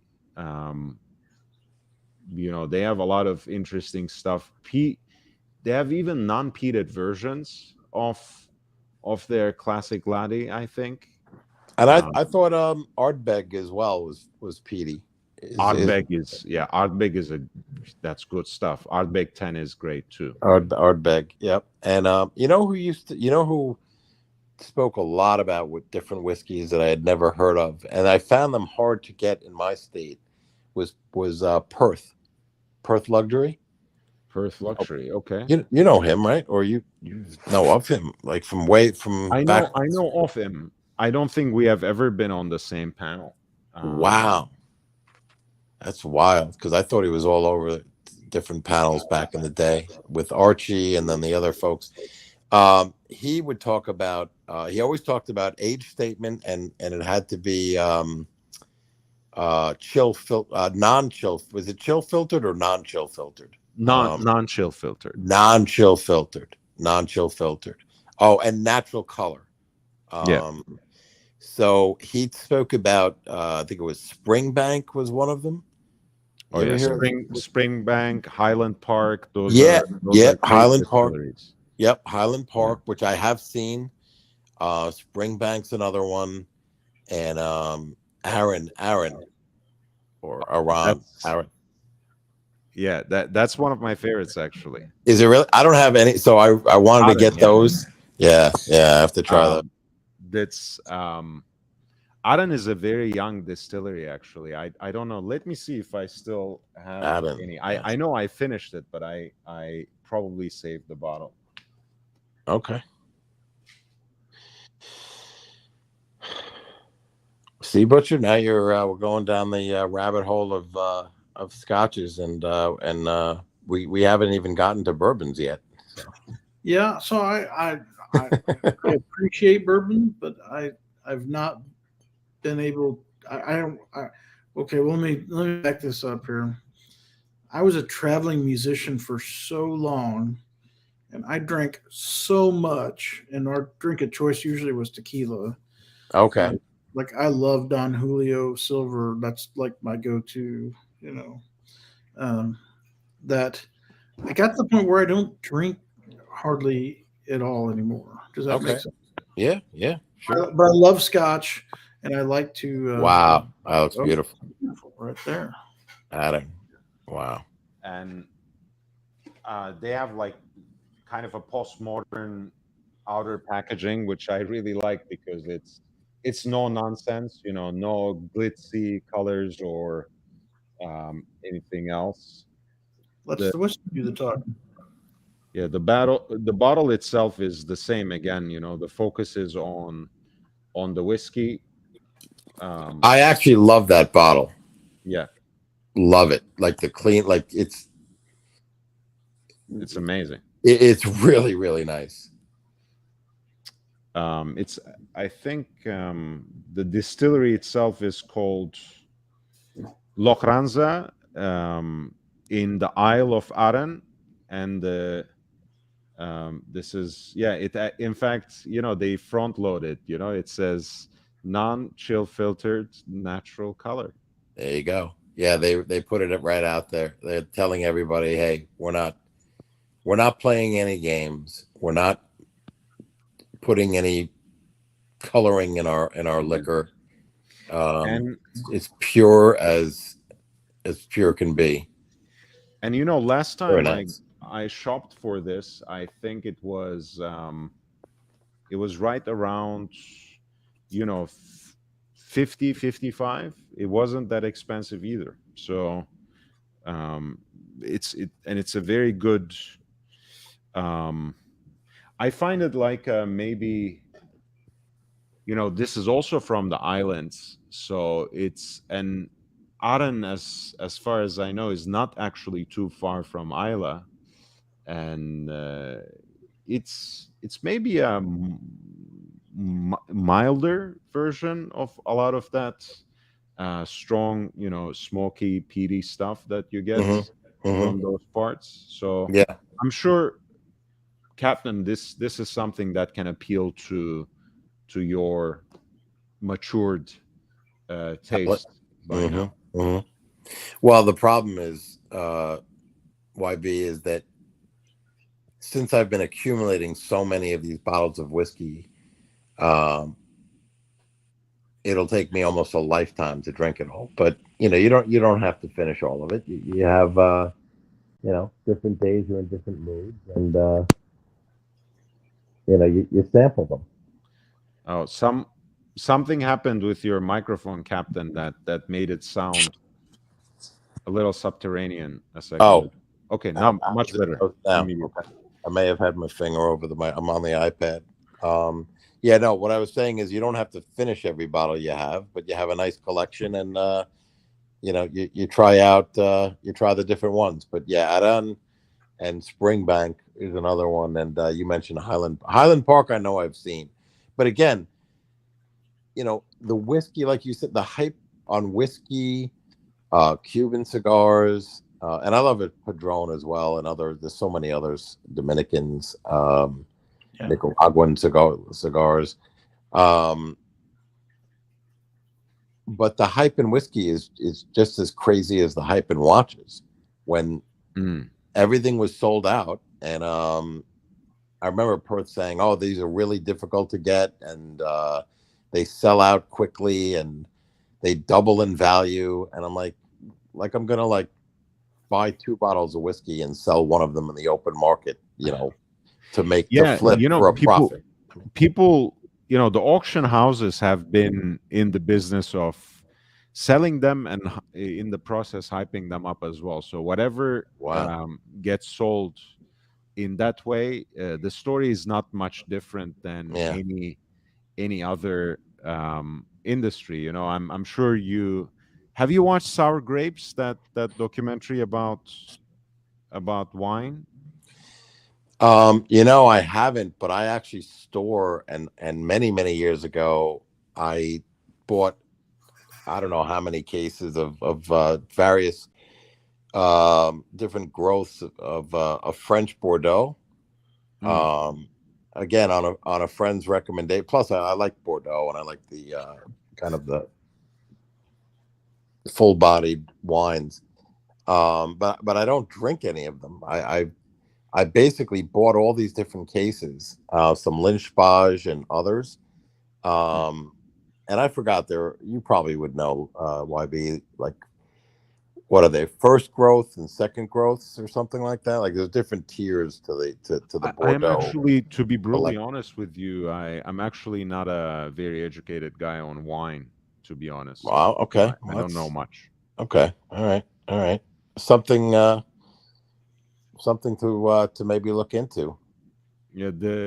But yeah, I would highly recommend that you check out that documentary, because it's the story of this one guy who was himself a big time huckster, but through his story, it really shines light on how this sort of speculative enterprise can, especially through producing certain kinds of fakes, drawing excessive attention on one particular vintage or another, can suddenly pull the prices up.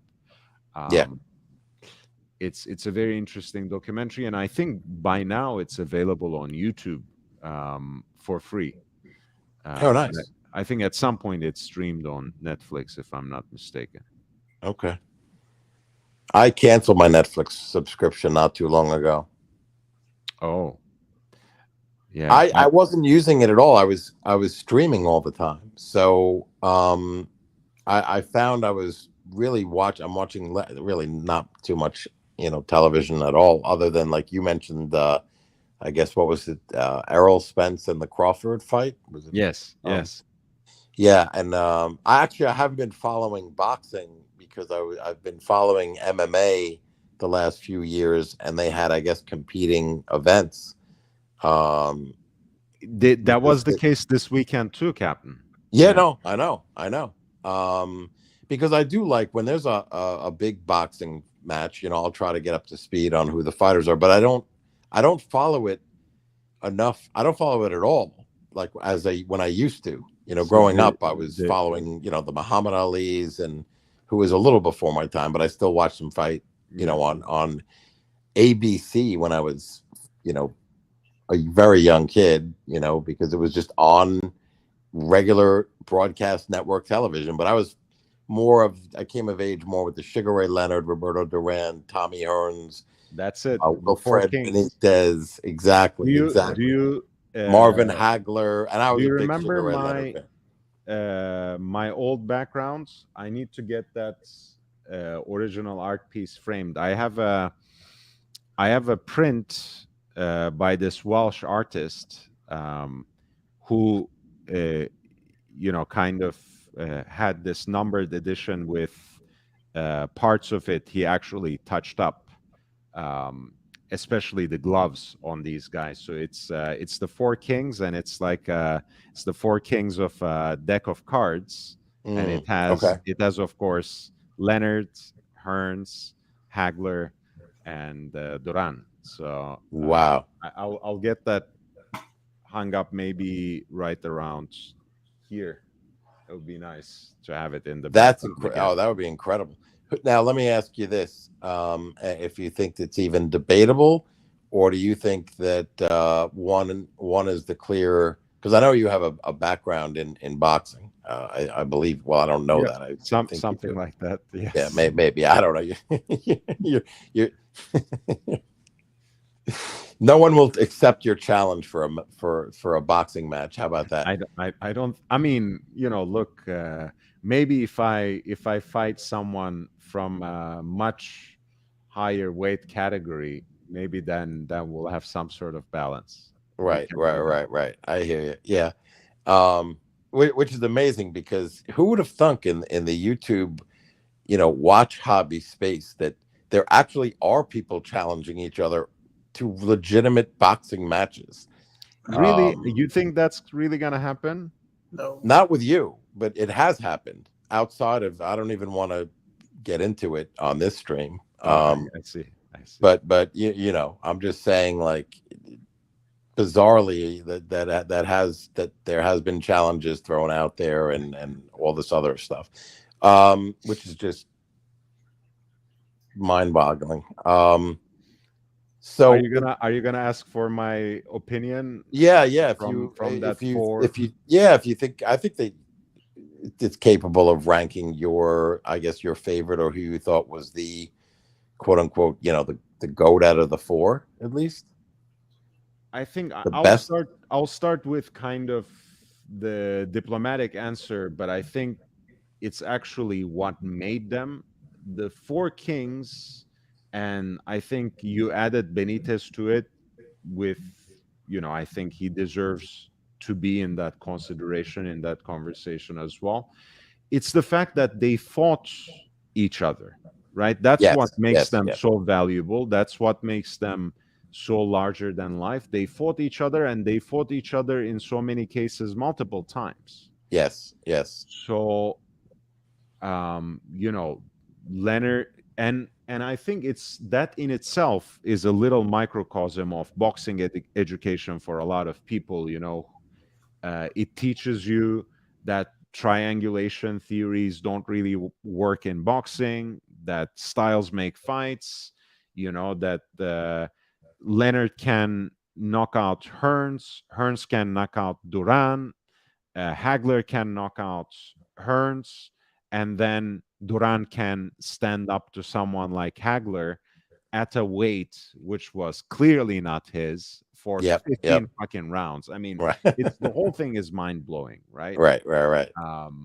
It really really teaches you, you know, one, again, styles make fights, but also two, what kind of breed of fighters we're talking about compared to a lot of the different eras. Yes. And I think even with their canonization as the Four Kings, I still think they are underrated in a way, because people still always prefer a heavyweight over a lower weight boxer, almost by definition, at least mainstream boxing fans, boxing enthusiasts. Now, my absolute favorite was Hagler. The problem with Hagler was, I think, for the average fan, is he stayed at middleweight throughout. Yeah. And he felt so wronged by that decision that was given to Leonard that he didn't even want to take the rematch. He just retired, went to Italy, and became a movie star, which I think is fucking cool, to be honest. Because, you know, Captain, the problem with a lot of boxers is they just don't know when to quit. They don't know when to give up. Well, even look at Sugar Ray Leonard is the perfect example of that. And they get damaged in the process too, and that's the most lamentable part. You know, it's already quite bad to see some of your favorites, some of the legends, age in front of your eyes in a single night and fade.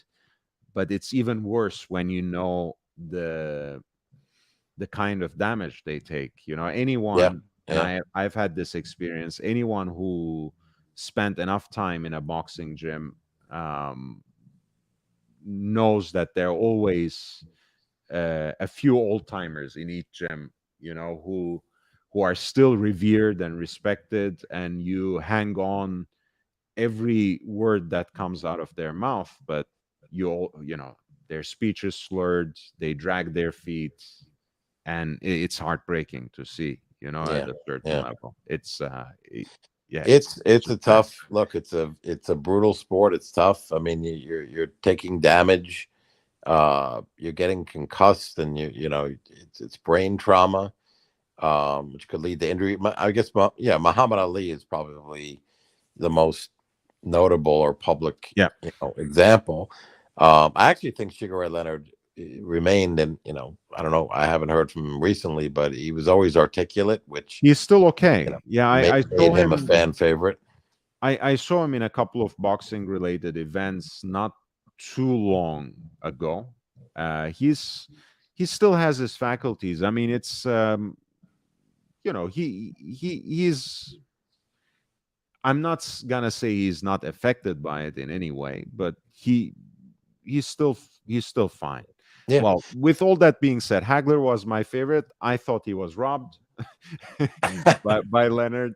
I love him to death. To me, the mentality, the fact that he was, you know, I mean, what I said as the negative, he also always was around his fighting weight. You know, he didn't oscillate too much. This is a problem you have with a lot of contemporary boxers. You know, they blow up to like, you know, they're middleweights or junior middleweights, 154, 160, and between fights they blow all the way up to 200 pounds. And that, you know, they drink alcohol, they do Hagler was 160 pounds of pure muscle. He had that hat. I have a similar one, actually. I should have just brought that out as the answer. You know, the war hat. You remember that one? I do. Yep, I remember that. Because I know the Butcher. I feel like we kind of sidetracked or stole the conversation here on boxing. You're on mute. I'm not offended at all. It's 2 a.m. I got a almost empty bottle of scotch, and I have to be at work in 5 or 6 hours. So, like, there you go. You know, same here. Yeah. I like boxing, and I'm not super versed in it, but especially having a conversation with somebody that has some better knowledge than just. Oh, there it is. Did he man. wear? I recall. I don't know if his was red. Was his red the war hat? Okay. I'm for some reason I'm thinking it was black or something. And this is maybe the white lettering. poster. This is the poster version that Patrick Killian sent wow, me that's as so well cool. with the print. So that's beautiful. This was. Maybe I should see. So I'm going with Sugar Ray Leonard. Was my all-time favorite. I loved him growing up as a kid. Of course, he had the most publicity being the Olympic champion, I believe, and then he was promoted always on the network TV. He kind of was the star from day one, and heavily touted and always on ABC broadcast television in prime time or afternoon time. I think fights were usually earlier. So he got the spotlight, and I felt bad for Hagler because I think that frustrated him.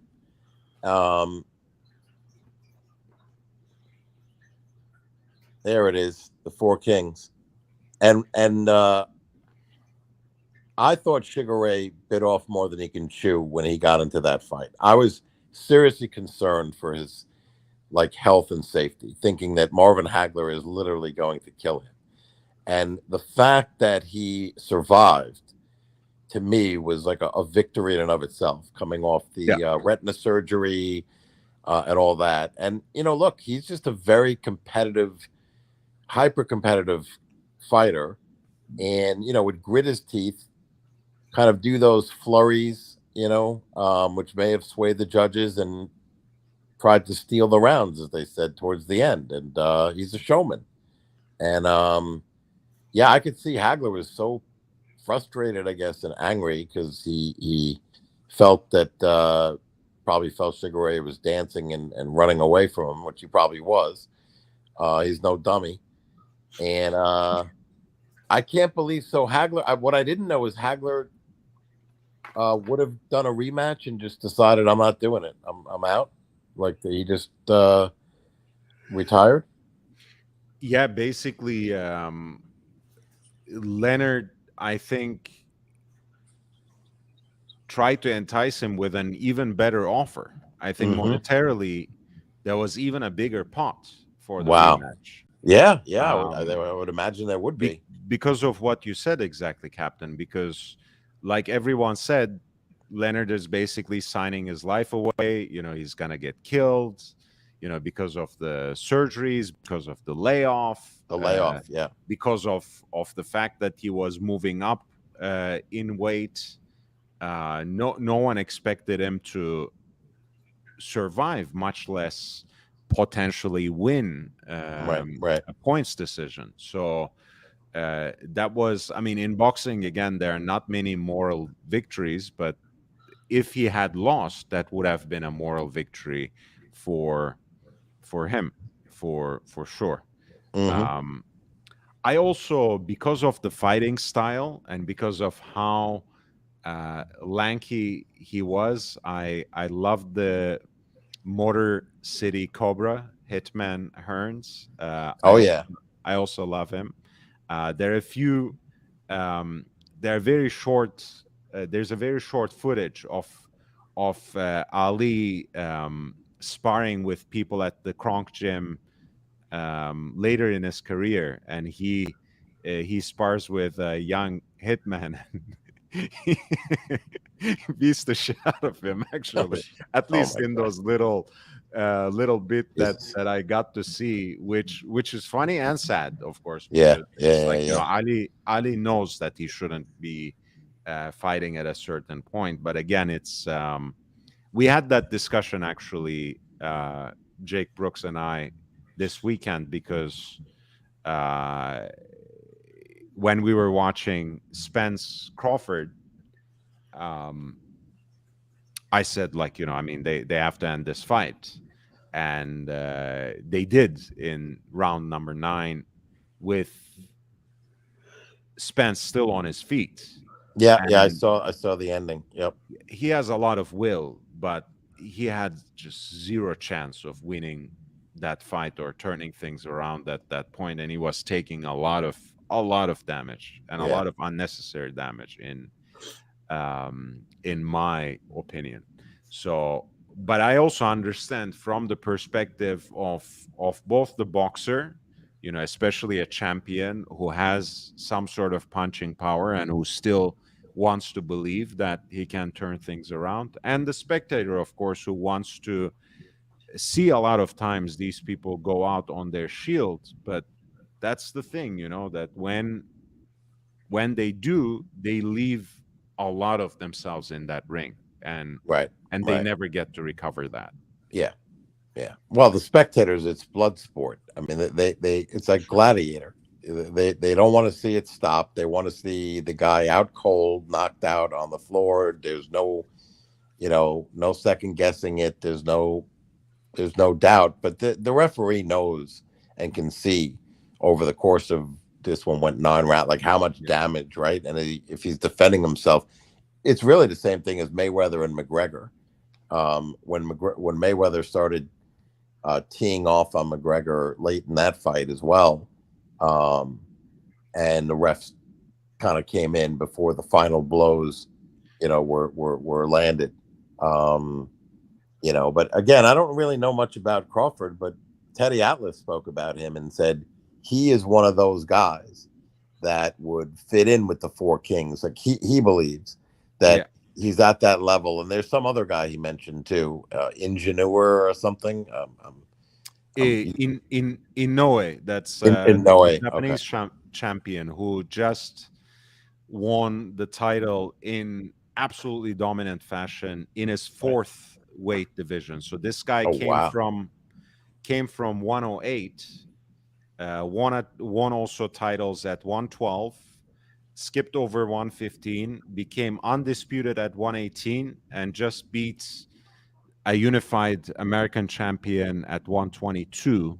Okay.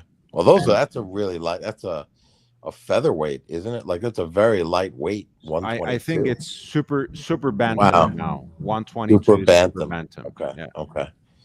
Yeah. So he was just trying to compare the different fighters, and he just said that certain people, or very few, have that next level ability, and they just need the right opponent. They need a dance partner. Yeah. To kind of bring that out, and that's it. That's it. I mean, that's what the 4 Kings did. Yeah. Yeah. It goes back to our first point, you know, in the conversation, that because they were such good partners for each other, because they brought the best out of each other. Yeah. That's what makes them so great. With Crawford Spence, I felt redeemed, because we have been thinking about this fight at least for 4 or 5 years. I've always favored Crawford. And because Spence had a bigger hype, bigger support behind him, maybe a better promotional team behind him in a way. Mm-hmm.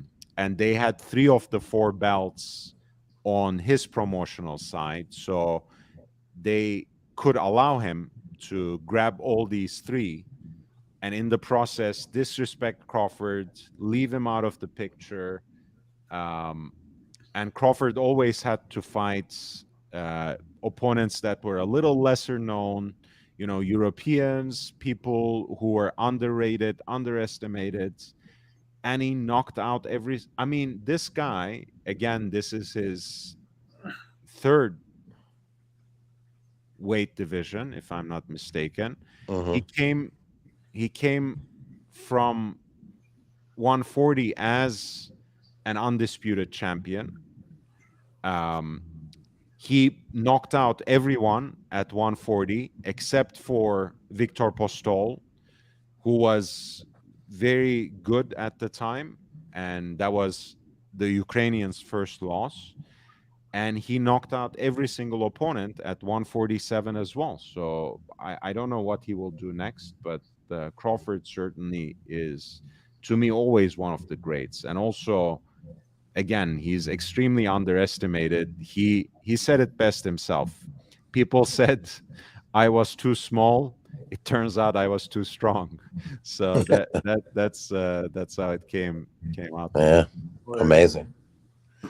All right, gentlemen. Well, I hate to bid you adieu, but no, same here. Actually, I think we're past midnight here, so I'm gonna close the show. But I appreciate you guys keeping me company. You know, talking watches with me. I think we pushed Butcher mostly towards Mose unless he decides to kind of wait a little longer. But I think that was our choice, the Mose Pioneer Center seconds.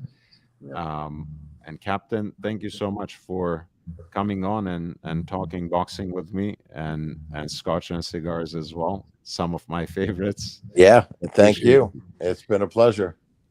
I look forward to seeing everyone again tomorrow. Thank you for your nice words and contributions in the chat. Thank you, Ali, for those 10 gift memberships, and Hide, who signed up on his own.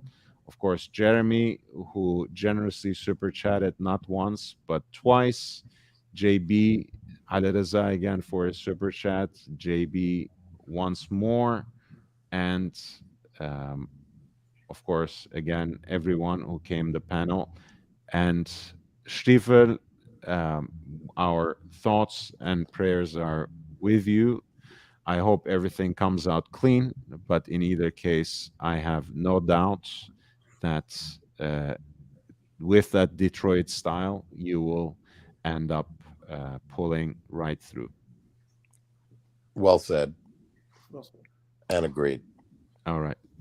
See you later, guys. Thank you so much. I look forward to seeing you tomorrow as well, hopefully with an earlier show, actually. But I'll be back. Good night.